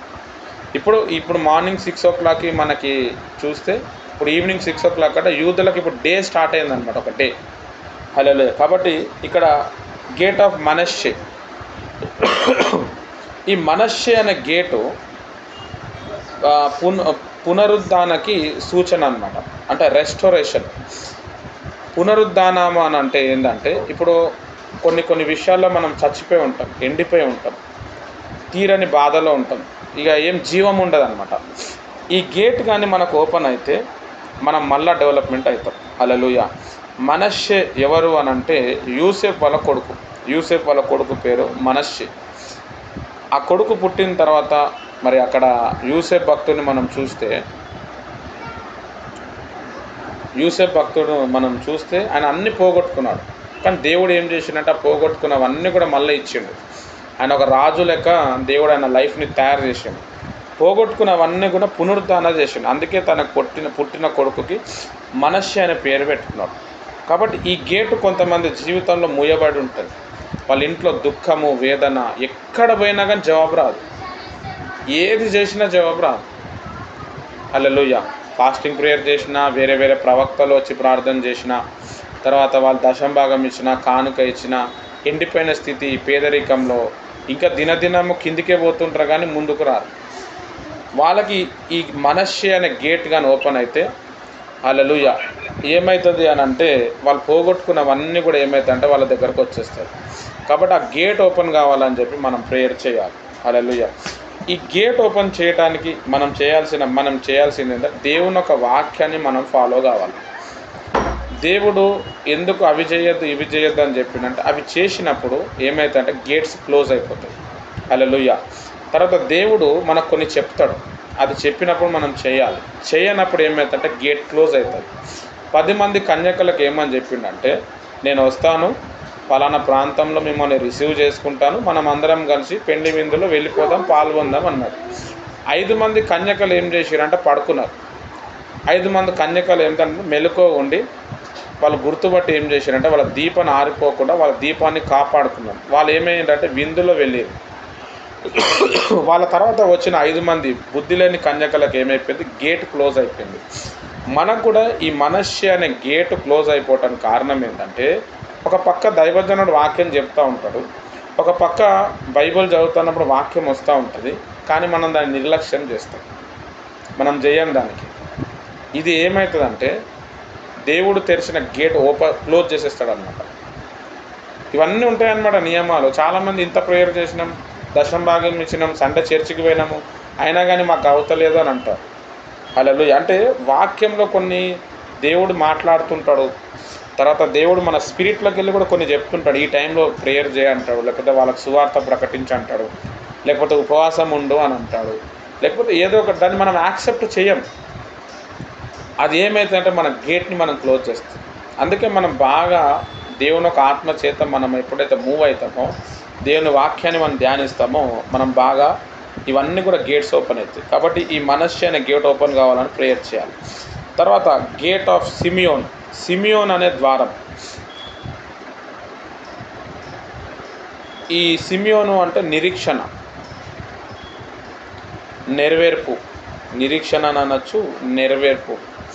కొంతమంది జీవితంలో మనం చూస్తే నిరీక్షణ అనేది ఉండదు, ఎప్పుడు కన్ఫ్యూజన్లో ఉంటారు, డౌట్లో ఉంటారు, ప్రతి చిన్న విషయానికి భయపడతారు, అనుమానం వస్తూ ఉంటుంది. వాళ్ళు ఒకదానికోసం వెళ్తారు, అక్కడ ఒకటవుతారు. తర్వాత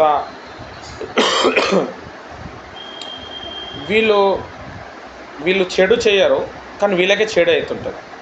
ఆ చెడు వీళ్ళని చాలా భయంకరంగా తీసుకుపోతుంది. అంటే ఎగ్జాంపుల్ ఎట్లుంటుందంటే ఎవడో దొంగతనం చేస్తాడు, వీళ్ళు జైల్లో శిక్ష పడుతూ ఉంటాడు. ఎవడికో చేతపడి చేస్తే వీడికి అంటుకుంటుంటుంది. ఎవడో ఏదో ప్రాబ్లం చేస్తూ ఉంటాడు, ఎగ్జామ్ రాస్తూ ఉన్నప్పుడు వీడు మంచిగా రాస్తాడు, వీడిని ముందర చిట్టీలు దొరికితే వీడిని ఫెయిల్ చేసేస్తారు, వేరేవాడిని పాస్ చేసేస్తారు. ఇట్లా జరుగుతుంటుంది. ఈ సిమియోన్ అనే గేట్ క్లోజ్ అయినప్పుడు అట్లా జరుగుతుంది. నిరీక్షణ అనేది ఉండదు. అయితే ఈ గేట్ అనేది ఓపెన్ అయినప్పుడు ఏమవుతుందంటే నిరీక్షణ కలుగుతుంది. హల్లెలూయా. ఈ నిరీక్షణ అనేది మనకి ఎప్పుడు కలుగుతుంది అని అంటే నిరీక్షణ అనేది ఇచ్చేవాడు దేవుడు. ఎప్పుడైతే మనం ప్రతి విషయము దేవుని మీద మనం ఆధారపడతామో, దేవునిలో మనం ఎదగడానికి ప్రయత్నం చేస్తాం, ఎన్ని సమస్యలు వచ్చినా, ఎన్ని కష్టాలు వచ్చినా మన విశ్వాసాన్ని మనం కాపాడుకుంటామో, వాళ్ళకి ఈ సిమియోన్ అనే గేట్ ఓపెన్ అవుతాయి. ప్రేయర్ చేస్తే అన్ని గేట్స్ ఓపెన్ కావు. పౌలు భక్తుడు ఏమంటాడు, చివరి వరకు నా విశ్వాసాన్ని కాపాడుకున్నా అన్నాడు. ఎందుకన్నాడు ఆ మాట? ఆయన కూడా విశ్వాసాన్ని, నా సాక్ష్యాన్ని కాపాడుకున్నా అన్నాడు. ఇప్పుడు కొంతమందిని చూడండి, ప్రభువులో వస్తారు, కొన్ని పనులు కాలేవనుకోండి మళ్ళీ వదిలేస్తారు. కొంతమంది వస్తారు, వాళ్ళకి పనులు అవుతాయి, అయినా కానీ వదిలేస్తారు. మళ్ళీ వస్తారు, మళ్ళీ పనులు కావు. నిరీక్షణ ఉండదు, హోప్ అనేది ఉండదు. కాబట్టి దేవునిగా గుర్తుపట్టి మంచి జరిగిన చెడు జరిగిన ప్రాణం పోయిన ఏదైనా కానీ దేవుని మీద ఆధారపడుతూ ప్రతి విషయంలో దేవుని మీద చూసుకుంటే విశ్వాసంలో కానీ మనం వెళ్ళగలిగితే ఈ నిరీక్షణ సిమియోన్ అనే గేట్ అనేది ఓపెన్ అవుతుంది. హల్లెలూయా. అప్పుడు ఏమవుతుందంటే నీకు ఎన్ని కష్టాలున్నా, ఎన్ని అప్పులున్నా, ఎన్ని వేదనలున్నా ఒక విపరీతమైన విశ్వాసం అనేది వస్తుంది.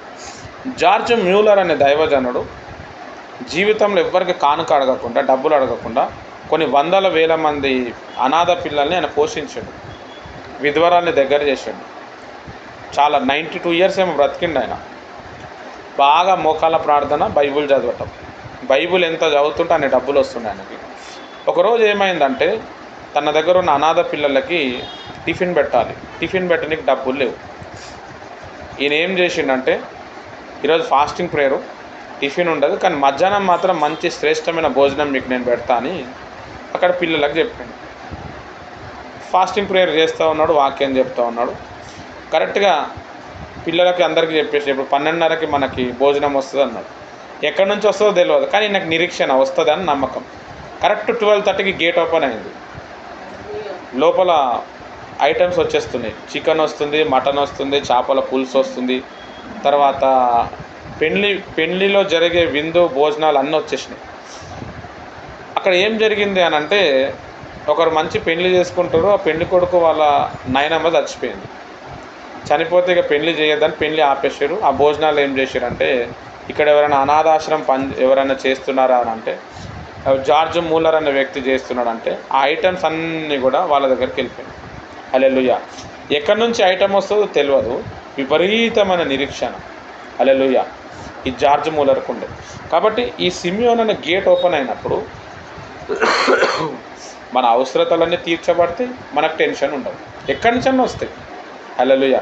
కాబట్టి ఇది ఓపెన్ అవ్వటానికి ప్రతిదీ కూడా దేవుని మీద ఆధారపడాలి. కొంతమందికి చూడండి, ప్రేయర్ చేసినప్పుడు పని కాలేదనుకోండి, వెంటనే మాంత్రికుల దగ్గర పోతారు, చేతపడి దగ్గర పోతారు, సోది చెప్పించోళ్ళ దగ్గర పోతారు, ఎక్కడ పడితే అక్కడ ఏదో ఒకటి. హల్లెలూయా. ఎప్పుడు కూడా జీవితంలో సోది చెప్పించోళ్ళ దగ్గర, మాంత్రికుల దగ్గర పోకూడదు. వాళ్ళు జీవితాన్ని మొత్తం తినేస్తారు. మీరు ఎవరైనా ఆ పోయే వ్యక్తుల్ని చూడండి, పోయిన తర్వాత పోకముందు లైఫ్ వేరే ఉంటుంది, పోయిన తర్వాత ఇంకా వేరే ఉంటుంది. మొత్తం దిగజారిన స్థితిలో వెళ్ళిపోతారు, దౌర్భాగ్యమైన స్థితిలో వెళ్ళిపోతారు. ఎందుకంటే ఒక వ్యక్తికి నీ చేయి చూపించినప్పుడు, ఒక వ్యక్తికి నీ నక్షత్రాన్ని ఇచ్చినప్పుడు, నీ డేట్ ఆఫ్ బర్త్ని ఇచ్చినప్పుడు, నీ నక్షత్రం మీద కొన్ని ఆశీర్వాదాలు ఉంటాయి. అదంతా నైట్ చెప్తాను నేను. నక్షత్రం అనేది ఎట్లుంటుందో, ఎట్లా పనిచేస్తుంది, ఎట్లా బ్లాక్ అవుతుంది అన్నీ చెప్తాను. ఇప్పుడు ఆ సబ్జెక్ట్ కాదు మనం. మొత్తం మటాష్ కథం ఏముండదు, అవ్వబోతా బువ్వబోతా. అందుకే బైబిల్లో చాలా క్లియర్గా మాంత్రికుల దగ్గర, జ్యోతిష్యుల దగ్గర మీరు వెళ్ళకూడదు.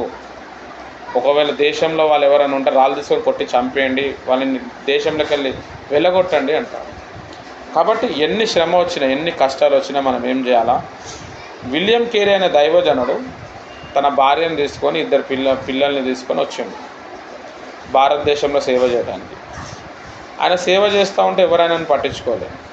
ఇక్కడున్న వాతావరణానికి పడక వాళ్ళ కొడుకు చచ్చిపోయాడు.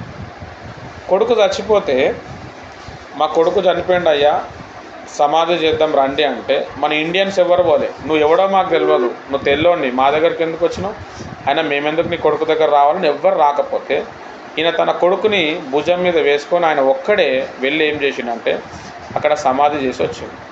ఈ సీన్ మొత్తము వాళ్ళ భార్య చూసి పిచ్చిదైపోయి రాయి తలకు కొట్టుకొని ఆమె కూడా చచ్చిపోయింది. అటు చూస్తే భార్య చచ్చిపోయింది, ఇటు చూస్తే కొడుకు చచ్చిపోయింది. హల్లెలూయా. అయినా కానీ ఆయన దేవుణ్ణి వదలకుండా 40 సంవత్సరాలు మన భారతదేశం కోసం సేవ చేసి చనిపోయాడు. ఈరోజు మనం బుక్ మీద పెన్నుతో రాస్తున్నామంటే ఆ ఇంకు కనుక్కుందే ఆయన అనమాట. ఆడపిల్లలు స్కూల్కి వెళ్ళాలి, ఆడపిల్లలు చదువుతున్నారంటే ఆడపిల్లలు స్కూల్ పెట్టింది ఆయన. న్యూస్ పేపర్ మనం చదువుతున్నామంటే న్యూస్ పేపర్ తెచ్చింది ఆయన. హల్లెలూయా. అంటే అన్నీ పోగొట్టుకున్నా కానీ దేవుని కోసం నిలబడ్డాడు. ఆయనకి ఈ సిమియోన్ అనే గేట్ నిరీక్షణ అనేది ఉన్నది. 40 సంవత్సరాలు వచ్చిండు, 40 సంవత్సరాలు ఇక్కడే సేవ చేసి ఇక్కడే చచ్చిపోయాడు. హల్లెలూయా. కాబట్టి దేవుణ్ణి నమ్మిన తర్వాత ప్రతి విషయము దేవుని మీద ఆధారపడటం నేర్చుకోవాలి. నేర్చుకోకుండా వెనుకకు పోయినామా కథం లైఫ్ స్పాయిల్ అయిపోతుంది. మీరు ఎవరినైనా చూడండి, లే బ్రదర్ వాళ్ళు బాప్టిజం తీసుకున్న తర్వాత కూడా మళ్ళీ అన్యుల్లో వెళ్ళిపోయినారు అని అంటే వాళ్ళ జీవితంలో డబ్బులు వస్తుంది, అన్నీ వస్తాయి, కానీ సమాధానం ఉండదు. పిల్లలకు ఎఫెక్ట్ ఉంటుంది. మనకు దేవుడిచ్చిన రక్షణ ఎప్పుడు పోతుంది అంటే మనం బాప్తిజం తీసుకున్న తర్వాత మళ్ళీ విగ్రహార్థన సైడ్ వెళ్ళిపోయి సండే చర్చికి పోకుండా ప్రభు బల్ల తీసుకోకుండా టోటల్గా యేసు ప్రభువే వద్దని చెప్పినప్పుడు మనకు కూడా రక్షణ పోతుంది. హల్లెలూయా. ఆ రక్షణ పోతుంది అనమాట. పరలోక రాజ్యం పోయే ఎలిజిబిలిటీ అనేది పోతుంది, దేవుడిచ్చే ఆశీర్వాదాలు పోతాయి, అన్నీ పోతాయి దాంతో. బాప్తిజం తీసుకుంటే దాదాపు ఒక 50-60 బెనిఫిట్లు ఉంటాయి. హల్లెలూయా. సరే, ఇక్కడ కాబట్టి మనము దేవుని మీద ఆధారపడాలి. నెక్స్ట్ గేట్ ఏంటంటే గేట్ ఆఫ్ లేవి, లేవి ద్వారము. లేవి అనే వ్యక్తి 3వ కొడుకు అన్నమాట. యాకోబ్కి 3వ కొడుకు, వాళ్ళ అమ్మగారు లేహా. లేవి గేటు, ఈ గేట్ దేనికి సాదృశ్యం అంటే ఐక్యతకు సాదృశ్యం. కొంతమందిని మీరు చూడండి, కుటుంబంలో ఐక్యత ఉండదు, ఫ్రెండ్స్ దగ్గర ఐక్యత ఉండదు.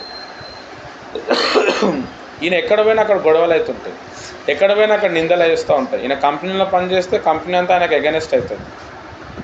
ఈయన వేరే వాళ్ళ ఇంటికి పోతే కూడా వాళ్ళకి ఎఫెక్ట్ అవుతుంటుంది. వాళ్ళ లోపల వాళ్ళ జీవితంలో ఈ లేవి అనే ద్వారం క్లోజ్ అయిపోయింది. కాబట్టి ఈ లేవి అనే గేట్ అనేది మనం ఓపెన్ చేయాలి. ఈ లేవి అనే గేటు మనం ఓపెన్ చేయాలి. ఎట్లా ఓపెన్ చేయాలి? హల్లెలూయా.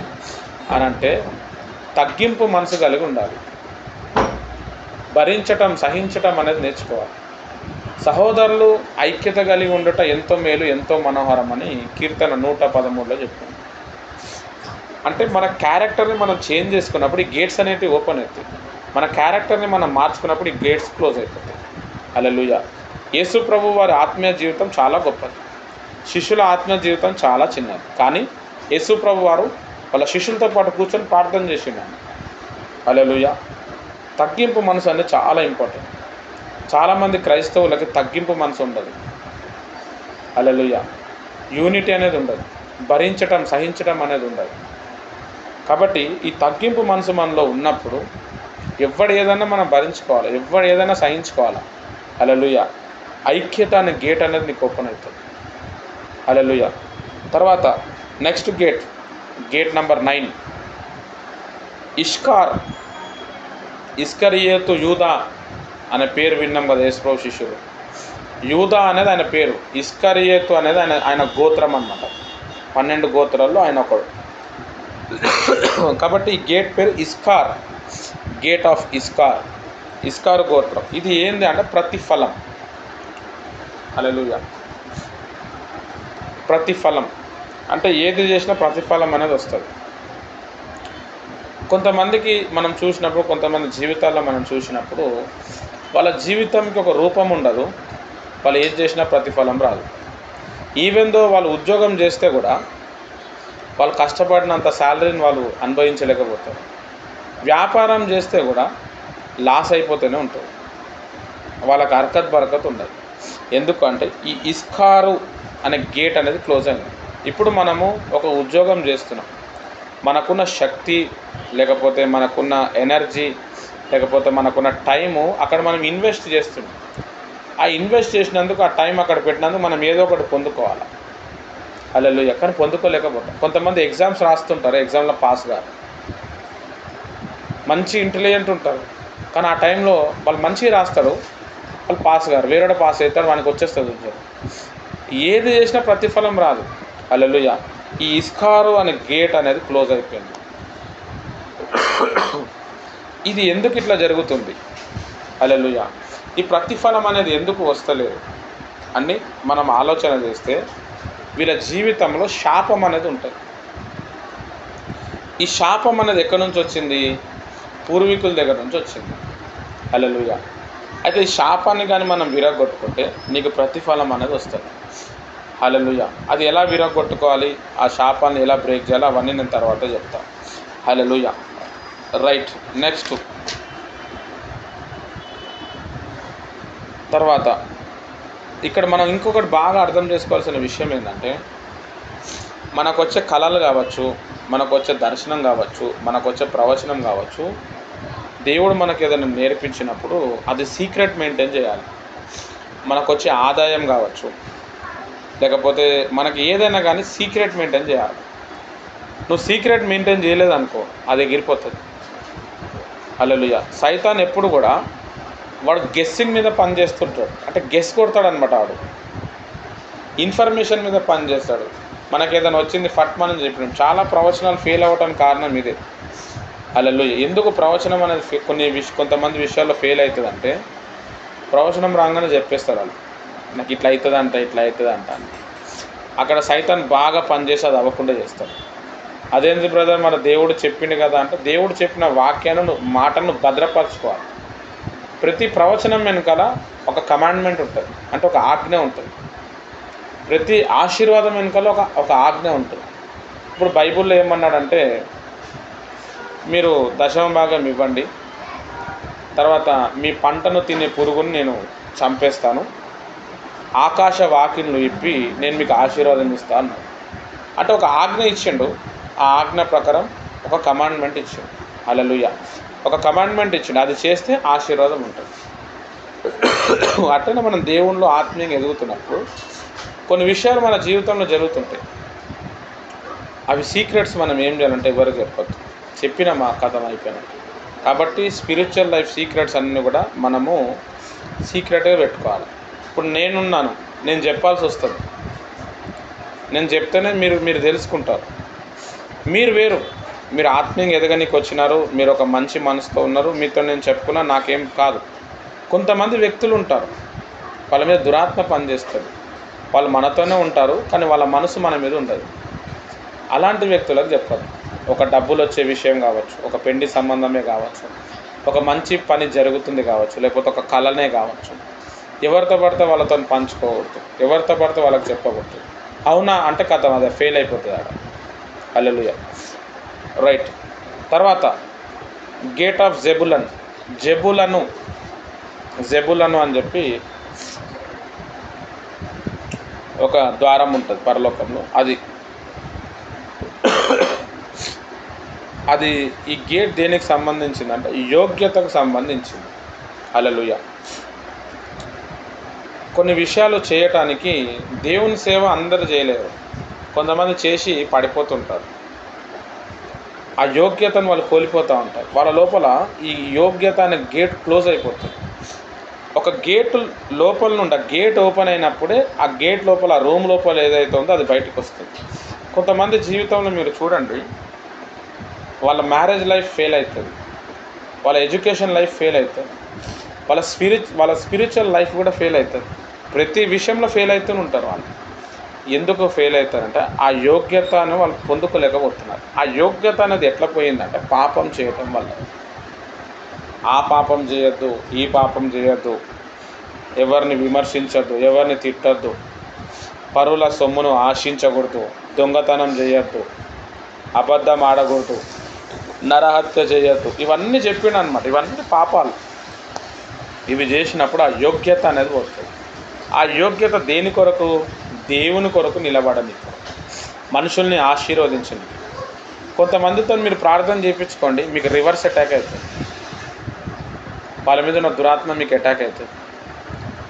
కొంతమందితో సహవాసం చేయండి, మీలో ఉన్న ప్రేయర్ లైఫ్ కూడా ఎండిపోతుంది. కొన్ని ప్రేయర్ గ్రూప్స్ వాట్సాప్ గ్రూప్లో మీరు వెళ్ళండి, మీకు చాలా భయంకరమైన అటాక్ అవుతుంది. వాళ్ళు ప్రేయర్ వాట్సాప్ గ్రూప్ నడిపిస్తున్నారు, కానీ వాళ్ళకి యోగ్యత లేదు. హల్లెలూయా. ఎందుకు యోగ్యత లేదు? ఆ యోగ్యత ఎట్లా పోయిందంటే వాళ్ళు పాపం చేయటం వల్ల వాళ్ళ డోర్ క్లోజ్ అయింది. అలాంటి వ్యక్తి దగ్గర మనం పోయినప్పుడు ఏమైంది అంటే మన డోర్ కూడా క్లోజ్ అవుతుంది. హల్లెలూయా. కాబట్టి మనము రాంగ్ పర్సన్స్తో కలిసినప్పుడు, రాంగ్ ప్లేసెస్కి మనం వెళ్ళినప్పుడు, రాంగ్ విషయాలు చేసినప్పుడు లైఫ్లో చాలా పెద్ద దెబ్బ పడుతుంది. హల్లెలూయా. అంటే దీనికి మనమే ఉంటాం. ఒక వ్యక్తి ఇంట్లో ఒక దయ్యం వచ్చింది అని అంటే, ఒక వ్యక్తి జీవితం పతనం అయిపోయిందంటే దానికి కారణం ఆయననే, లేకపోతే వాళ్ళ తల్లిదండ్రులు. దేవుడు ఆదామును పిలిచి భూమిని ఏలండి అన్నాడు. భూమిని ఏలండి, మీరు ఫలించి అభివృద్ధిలోకి రండి అంటే వాళ్ళు ఏం చేసిరంటే ఆ యోగ్యత, ఆ ఆశీర్వాదము, ఆ అధికారం అంతా సైతానికి ఇచ్చారు. దాన్ని మళ్ళీ తిరిగి పొందుకోవటానికి యేసు ప్రభువు వారు రెండో ఆదాముగా వచ్చి తిరిగి పొందుకొని సంఘానికి ఇచ్చాడు. ఇప్పుడు ఈ సంఘం ఏం చేయాలి? సంఘం అంటే మనం ఏం చేయాలి?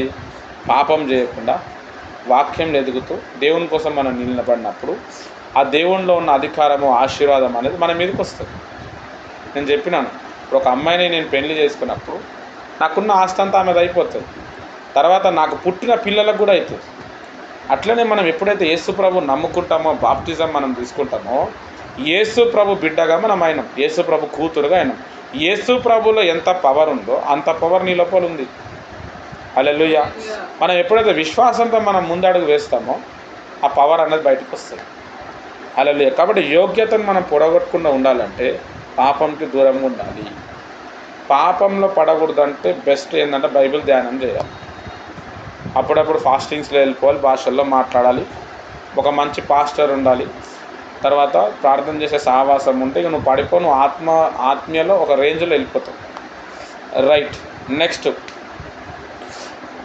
యూసేపు ద్వారం, gate of Joseph. Gate of Joseph, Yusepu ద్వారం అనేది రాసుకోండి. 11. యూసేపు ద్వారం అంటే, యూసేపు అంటే సమృద్ధి. సమృద్ధి అంటే అంత నిండుగా ఉండటం. హల్లెలూయా.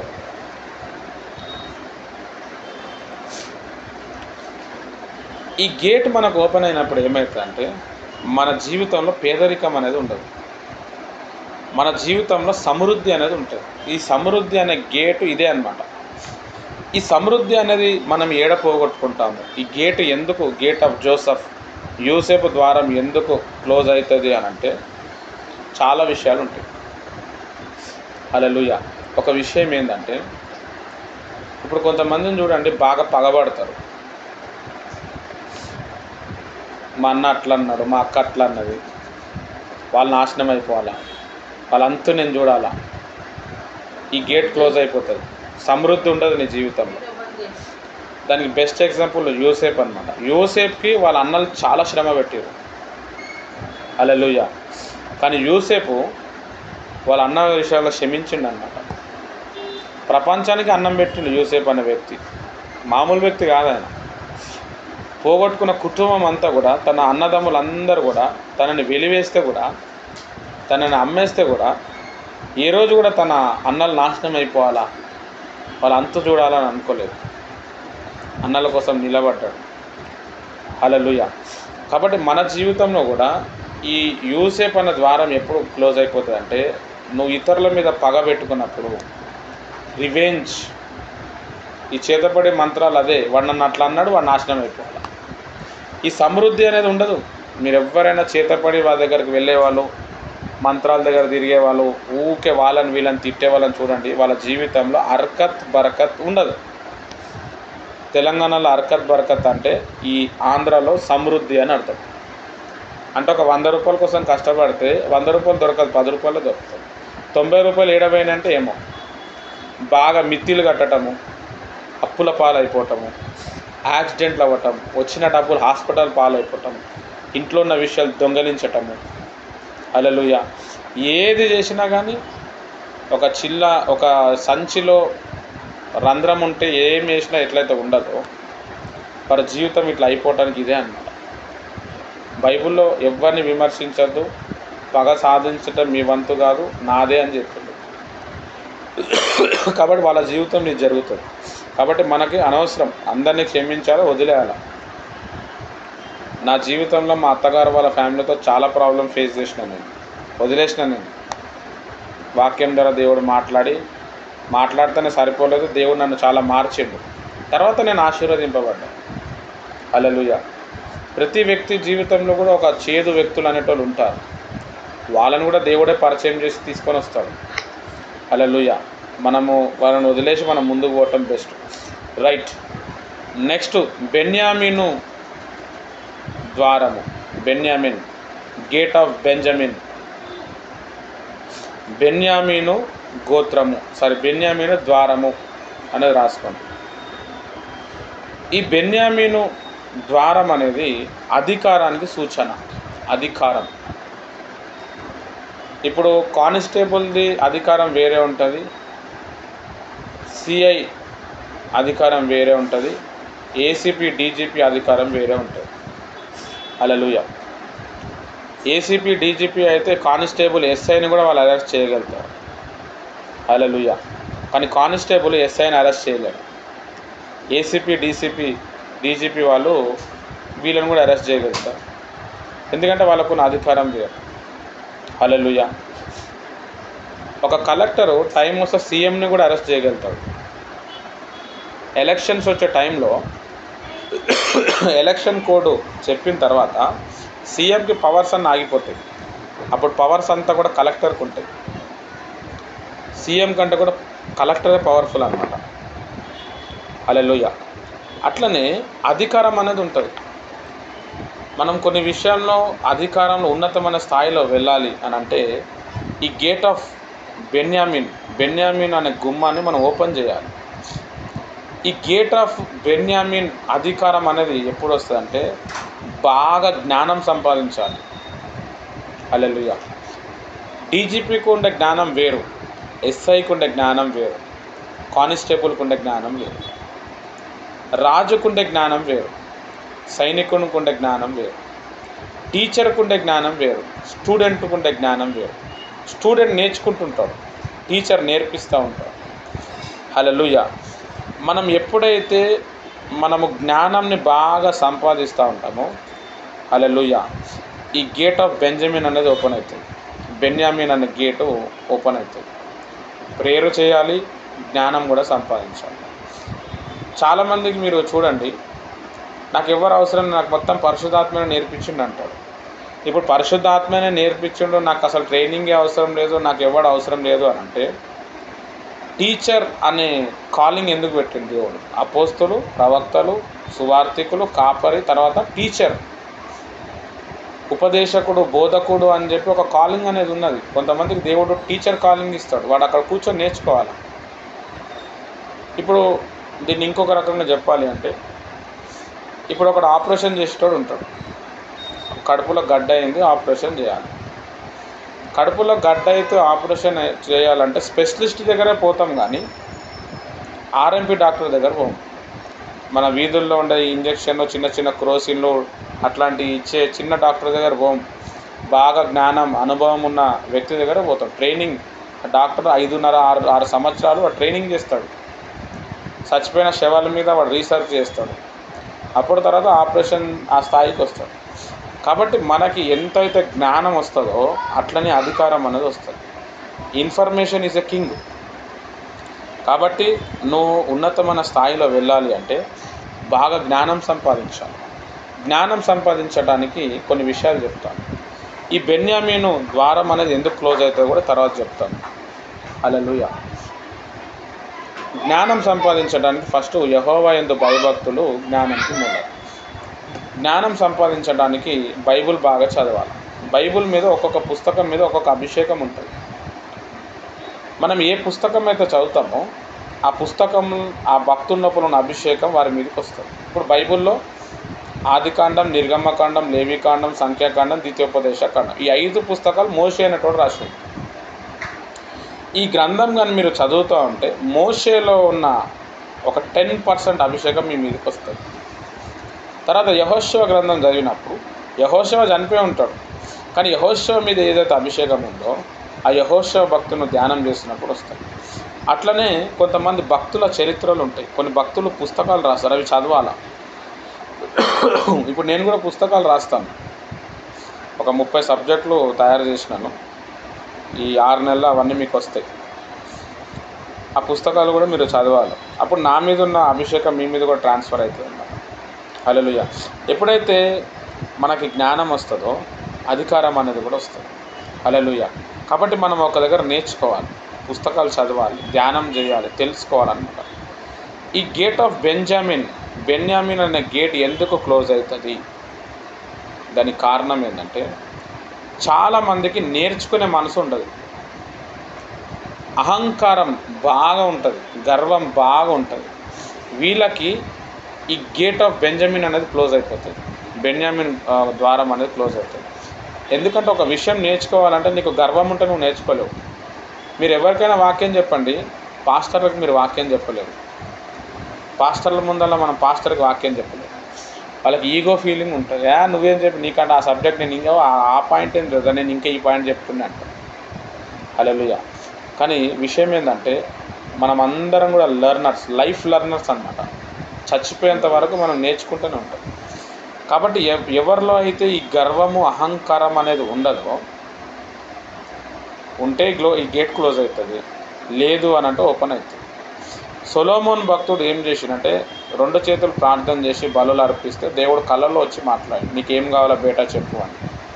నీ ప్రజల్ని ఏలటానికి నాకు జ్ఞానం కావాలన్నా. అప్పటికే ఆయన రాజు, ఆయనకు అవసరం లేదు, కానీ ఆయన అడిగిండు, తగ్గించుకున్నాడు అనమాట. ఇప్పుడు దేవుడు ఇచ్చాడు, జ్ఞానంతో పాటు నీకు డబ్బులు కూడా ఇస్తా, ఐశ్వర్యం కూడా ఇస్తా అని చెప్పాడు. హల్లెలూయా. లెర్నింగ్ గివ్స్ ఎర్నింగ్ అన్నది ఒక మాట ఉంది. అంటే the more you learn the more you earn. నువ్వు ఎంత నేర్చుకుంటావో అంత సంపాదిస్తావు. సంపాదన అంటే ఓన్లీ డబ్బులే కాదు, ఇంకెన్నో ఉంటాయి. హల్లెలూయా. మనుషుల్ని సంపాదించటం, అది కూడా ఒక సంపాదన. ఇప్పుడు నా దగ్గర డబ్బు లేదు, నా దగ్గర ఒక 10 మంది ఉన్నారు, వాళ్ళే నా ఆస్తి, నా సంపాదన అంతా వాళ్ళే. నా దగ్గర డబ్బులు ఉంటే కూడా ఆ 10 మంది రారు. హల్లెలూయా. నేను ఎలా సంపాదించుకున్న? జ్ఞానంతో. జ్ఞానం వచ్చినప్పుడు నీకు అధికారం అనేది వస్తుంది. కాబట్టి అహంకారము, గర్వం ఉన్నప్పుడు ఈ గేటు క్లోజ్ అవుతుంది. కాబట్టి ఈ 12 ద్వారాల కోసం మీరు ప్రేయర్ చేయండి, ఇది రాసుకోండి. హల్లెలూయా. మనము ఈ 12 గేట్స్ ఓపెన్ అవ్వాలని ఒక 5 నిమిషాలు మనం ప్రేయర్ చేద్దాం.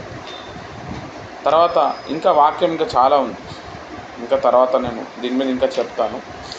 దీని మీద నా డౌట్ ఉంటే అడగండి. దీనికి సంబంధించిన ప్రేయర్ కూడా నేను మీకు రాసి ఇస్తాను. ఆ ప్రేయర్ ఒక 30 days చేయండి. ప్రతి గేట్ మీద ప్రేయర్ ఉంటుంది. హల్లెలూయా. అప్పుడు మీకు ఈజీగా మీకు దాంట్లోకి వెళ్ళి మీరు ఆ గేట్స్ మీకు ఓపెన్ అవుతుంది. 1 monthలో చాలా చేంజ్ వస్తుంది. Right, okay. అందరం కూడా ప్రార్థన చేసుకుందాం. హల్లెలూయా. ఇప్పుడు నేను ఏదైతే ప్రేయర్ చెప్తానో అది మీ కడుపు మీద చేయి పెట్టుకొని మీరు చెప్పండి. హల్లెలూయా. కడుపు మీద చెయ్యి ఎందుకు పెట్టుకోవాలంటే మొత్తం విషయం అంతా కూడా కడుపులోనే ఉంటుంది. ఆత్మ అనేది కడుపులోనే ఉంటుంది, మైండ్ తల మీద కాదు. హల్లెలూయా. తర్వాత మనము ఏదైనా పొందుకున్నాము, ఏదైనా బయటికి రావాలంటే కూడా కడుపు మీదనే ఉంటుంది. ఇప్పుడు ఒక వ్యక్తికి దయ్యం పట్టినప్పుడు ఆ దయ్యం వెళ్తలేదు అనుకోండి, ఆ కడుపు మీద చేయబెట్టే గద్దించండి, కథం వెళ్ళిపోతుంది. మనం ప్రార్థన చేస్తూ ఉన్నప్పుడు ఆవలింపులు వస్తాయి. ఈ ఆవలింపులు వస్తాయి, ఆవలింపులు లేకపోతే పిత్తులు. కొంతమందికి వామిటింగ్స్ అవుతాయి, కొంతమందికి మోషన్స్ అవుతాయి. ఇవన్నీ కూడా బాడీలో ఉన్న దురాత్మలు వెళ్ళిపోయేటప్పుడు అవుతాయి అన్నమాట. అందుకే ఈ హాఫ్ నైట్ ప్రేయర్ మనం చేసినప్పుడు కొంతమందికి వామిటింగ్స్ అవుతూ ఉంటాయి, మోషన్స్ అవుతూ ఉంటాయి, ఆవలింపులు వస్తూ ఉంటాయి. ఈ కడుపులో ఉన్న దురాత్మలు అనేటివి వెళ్ళిపోతూ ఉంటాయి. హల్లెలూయా. కాబట్టి మీరు అందరు కూడా మీ చెయ్యి మీ కడుపు మీద పెట్టండి. మనం ఇప్పుడు ప్రార్థన చేద్దాం. నేను ఎట్లయితే ప్రేయర్ చెప్తానో అట్లా మీరు ఇప్పుడు ప్రేయర్ చేయండి. హల్లెలూయా. స్తోత్రం యేసు ప్రభా. అందరు కూడా మీ కడుపు మీద చేయి పెట్టుకోండి. రాని నువ్వు కూడా కడుపు మీద చేయి పెట్టుకో, ప్రేయర్ చేద్దాం. మనం ప్రేయర్ చేద్దాం. అందరం కూడా కడుపు మీద చేయి పెట్టండి. రైట్, ఇప్పుడు నేను చెప్తాను, ఆ ప్రేయర్ పలకండి. స్తోత్రం యేసు ప్రభా, నీకు వందనాలు ప్రభా. ఈరోజు ఈ ఆత్మీయ ద్వారాల గురించి మీరు మాట్లాడినారు, నీకు వందనాలు. ఈ 12 ద్వారాలు ఉన్నాయని ఈరోజు నాతో నువ్వు మాట్లాడినావు తండ్రి, నీకు స్తోత్రం. నా జీవితంలో స్తుతి అనే ద్వారము, యూదా అనే ద్వారము ఓపెన్ అవ్వునుగాక, తెరవబడునుగాక. తండ్రి, నా జీవితంలో స్తుతులు చెల్లించుటకు యోగ్యత దయచేయండి. ఆరాధనను సంతోషపరచులాగున సాయం చేయండి ప్రభువా. నా జీవితంలో రూబేన్ అనే గుమ్మమును, ద్వారమును మీరు తెరవండి నా వంశము పెరుగునుగాక, వారసత్వము పెరుగునుగాక. నా వంశపరంగా వస్తున్న పాపాలన్నీ నేను ఒప్పుకుంటున్నా, అవన్నీ క్షమించండి, ఆ శాపం నుండి విడిపించండి. ప్రభువా, నా జీవితంలో గాదు అనే ద్వారమును ఓపెన్ చేయండి. ప్రభువా, నా జీవితంలో అదృష్టం వచ్చేలాగున సాయం చేయండి. కొంతమంది ప్రేయర్ చేస్తలేరు, మీరు అందరు ప్రేయర్ చేయండి, నేను చెప్పినట్టు పలకండి. చూడండి, ఇప్పుడు ఏదో ఒకటి జరుగుతుంది. స్తోత్రం ప్రభువా. ప్రభువా, నా జీవితంలో ఆషేరు అనే ద్వారమును ఓపెన్ చేయండి. యేసయ్యా, నీకే స్తోత్రం. నా జీవితంలో ఆనందం దయచేయండి. యేసయ్యా, నీకే స్తోత్రం. ఆషేరు ద్వారాన్ని మూసిన దయ్యమా, యేసు నామములో బంధిస్తున్నా. యేసు నామములో బయటికి రా. యేసు నామములో బయటికి రా. ప్రభువా, నఫ్తలి అనే ద్వారాన్ని మీరు తెరవండి. ప్రభువా, నా జీవితంలో విజయం కలుగును గాక. నఫ్తలి అనే ద్వారాన్ని మూసిన దయ్యమా, యేసు నామములో కాలిపో. యేసు నామములో కాలిపో. ప్రభువా, నా జీవితంలో మనష్షే అనే ద్వారమును మీరు ఓపెన్ చేయండి, మీరు తెరవండి. ప్రభువా, నా జీవితంలో సిమియోన్ అనే ద్వారాన్ని మీరు తెరవండి. ప్రభువా, నిరీక్షణ కలిగించుటకు కృప దయచేయండి. ప్రభువా, నా జీవితంలో లేవి అనే ద్వారమును మీరు తెరవండి. నా కుటుంబంలో ఐక్యత దయచేయండి. ఐక్యత దయచేయండి. ప్రభువా, నా కుటుంబంలో ఇష్కారు అనే ద్వారం మీరు తెరవండి. ప్రతిఫలం అనుగ్రహించండి. ప్రభువా, నా జీవితంలో జెబులను ద్వారాన్ని మీరు తెరవండి. యేసు నామములో తెరవబడును గాక. నా జీవితంలో యోసేపు అనే ద్వారము తెరవబడును గాక. తెరవబడును గాక. తెరవబడును గాక. తెరవబడును గాక. నా జీవితంలో యేసు ప్రభువా, యేసు ప్రభువా, బెన్యామీను అనే ద్వారాన్ని మీరు ఓపెన్ చేయండి. మీరు ఓపెన్ చేయండి. మీరు ఓపెన్ చేయండి. యేసు నామములో ఓపెన్ అవును గాక. యేసు నామములో ఓపెన్ అవును గాక. యేసు నామములో ఓపెన్ అవును గాక. ఓ దేవానికే వందనాలు. ఈ గేట్స్ ఓపెన్ చేసినందుకు వందనాలు. ఈ గేట్స్ ఓపెన్ చేసినందుకు వందనాలు. ప్రభువానికే స్తోత్రం. తండ్రి, ఈ గేట్స్ ఓపెన్ చేసి నాకున్న బంధకాలు తెంపివేసి నీ సాక్షిగా నిలబెట్టమని యేసు నామములో ప్రార్థిస్తున్నాను తండ్రి. ఆమేన్. ప్రభువైన యేసుక్రీస్తు కృప, తన యొక్క పరిశుద్ధాత్మ సావాసం ముఖ్యంగా మీకు సదాకాలం తోడని నడిపించును. ఆమేన్. మంచిది. నేను చెప్పిన ఈ గేట్స్ సబ్జెక్ట్లో మీకు ఏదైనా డౌట్ ఉంటే అడగండి. ప్రేయర్ చేస్తున్నప్పుడు ఈ సబ్జెక్ట్ విన్నప్పుడు మీకు ఎట్లా అనిపించింది? ఆర్కే అన్న నీకేమనిపించింది సబ్జెక్టు చెప్పినప్పుడు? మీ ఇంటెన్షన్ చెప్పండి. అందరు కూడా మాట్లాడాలని కోరుచున్నాను. తర్వాత ఇంకా సబ్జెక్ట్ అయిపోలేదు, ఇంకా ఉన్నది, ఇంకా చాలా ఉన్నది. ఇంకా దీనికి రెఫరెన్స్లు నేను ఇవ్వలేదు, తర్వాత ఇస్తాను నేను. ఇప్పటికైతే ఇంతే. తర్వాత దీనికి సంబంధించిన ప్రేయర్ కూడా ఉంటుంది. ఆ ప్రేయర్ ఒక 7 days మనం చేద్దాం. చేసిన తర్వాత మీరు మీ సాక్ష్యం చెప్పండి. ఈ వాక్యం మీకు ఏం అర్థమైంది, ఏమైనా డౌట్ ఉంటే అడగండి. Thank you. ప్రేయర్ చేస్తున్నప్పుడు ఏమనిపించిందో కూడా చెప్పండి. Thank you.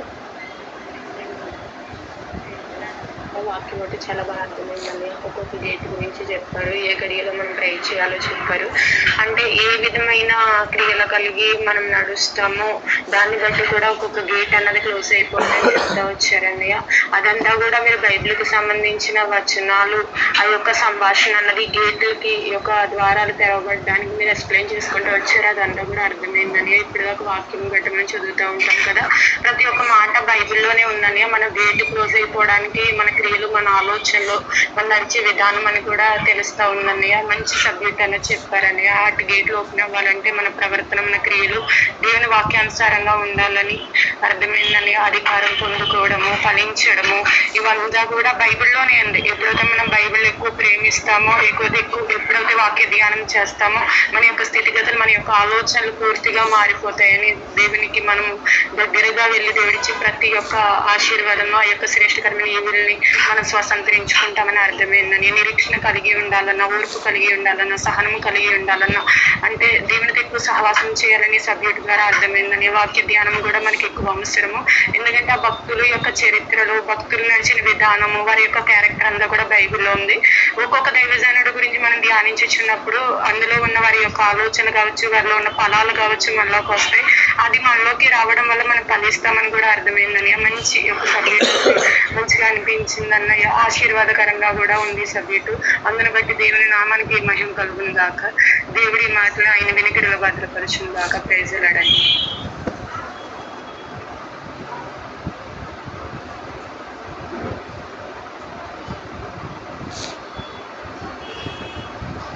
ప్రేజుడన్నా, వాక్యం చాలా బాగుందన్నా. మరి ఎలా ఉండాలో ఎలా లేదో బాగా క్లియర్గా చెప్పారన్నా. మరి బెనమియా అనే గేట్ ఓపెన్ అవును గాక అని ప్రేర్ చేసినప్పుడు నాకు బాడీలో ఏదో కదిలే టైం అనిపించిందన్నా. అది నేను క్లియర్గా అది అనుభవించాను. ఏంటంటే కొంచెం అదే షాక్లోనే ఉన్నట్టున్నాను. మరి మీరు 12 గంటలకు 3 o'clock ప్రేయర్ చేయాలన్నారు కదన్నా. ఆ టైంలో గేట్ ఓపెన్ అవుతుంది అన్నారు కదన్నా. కరెక్టేనన్నా. 12, 3 అన్న 12, 3 మరి ఇంకా 3 టైంలో 2 టైంలో అదే కన్ఫ్యూజ్గా ఉన్నానన్నా. అది ఒక్కసారి ప్లీజ్ చెప్పండి. Thank you. అదే అక్క, ఎవ్రీ 3 hours గేట్ ఓపెన్ అవుతుంది. ఇప్పుడు 6 o'clock ఓపెన్ అయింది, మళ్ళీ నైట్ 9 o'clock ఓపెన్ అవుతుంది, మళ్ళీ నైట్ 12 గంటలకు ఓపెన్ అవుతుంది. అదొక ½ an hour ఉంటుంది, ½ an hour 45 minutes ఉంటుంది, క్లోజ్ అయిపోతూ ఉంటుంది. అయితే మనం ఏం చేయాలంటే గేట్ ఓపెన్ కాకముందు ఒక 10 minutes ముందు నుంచి ప్రేయర్ స్టార్ట్ చేయాలి. ప్రేయర్ స్టార్ట్ చేసుకొని ఏ గేటు కోసం మనకి ఏదైతే ఇప్పుడు నేను చెప్పినది ఏదైతే క్లోజ్ అయిపోయిందో ఆ గేట్ కోసం ప్రేయర్ చేయాలి, పాపాలు ఒప్పుకోవాలి. దాని తర్వాత గేట్ ఓపెన్ అవ్వను కాక, ఏసునామలు ఓపెన్ అవ్వను కాక అట్లా మనం ప్రేయర్ చేసినప్పుడు ఆ దేవుడు ఓపెన్ చేస్తాడు. ఆ గేట్కి సంబంధించిన సైతాన్ శక్తి ఉంటుంది, అది వెళ్ళిపోతుంది మన బాడీలోకి వెళ్ళిపోవచ్చు, మన లైఫ్లోకి వెళ్ళిపోయినప్పుడు అది ఓపెన్ అవుతుంది. ఓపెన్ అయినప్పుడు మనకు రావాల్సిందంతా కూడా మనం పికప్ చేసుకుంటాం అన్నమాట. ఓకే అక్క, మంచి డౌట్ అడిగి. ఇంకెవరికి ఏమైనా డౌట్ ఉంటే అడగండి, వాక్యం ఏం అర్థమైందో చెప్పండి. రైట్, మంచిది. మనం ప్రేయర్ చేసుకుందాం.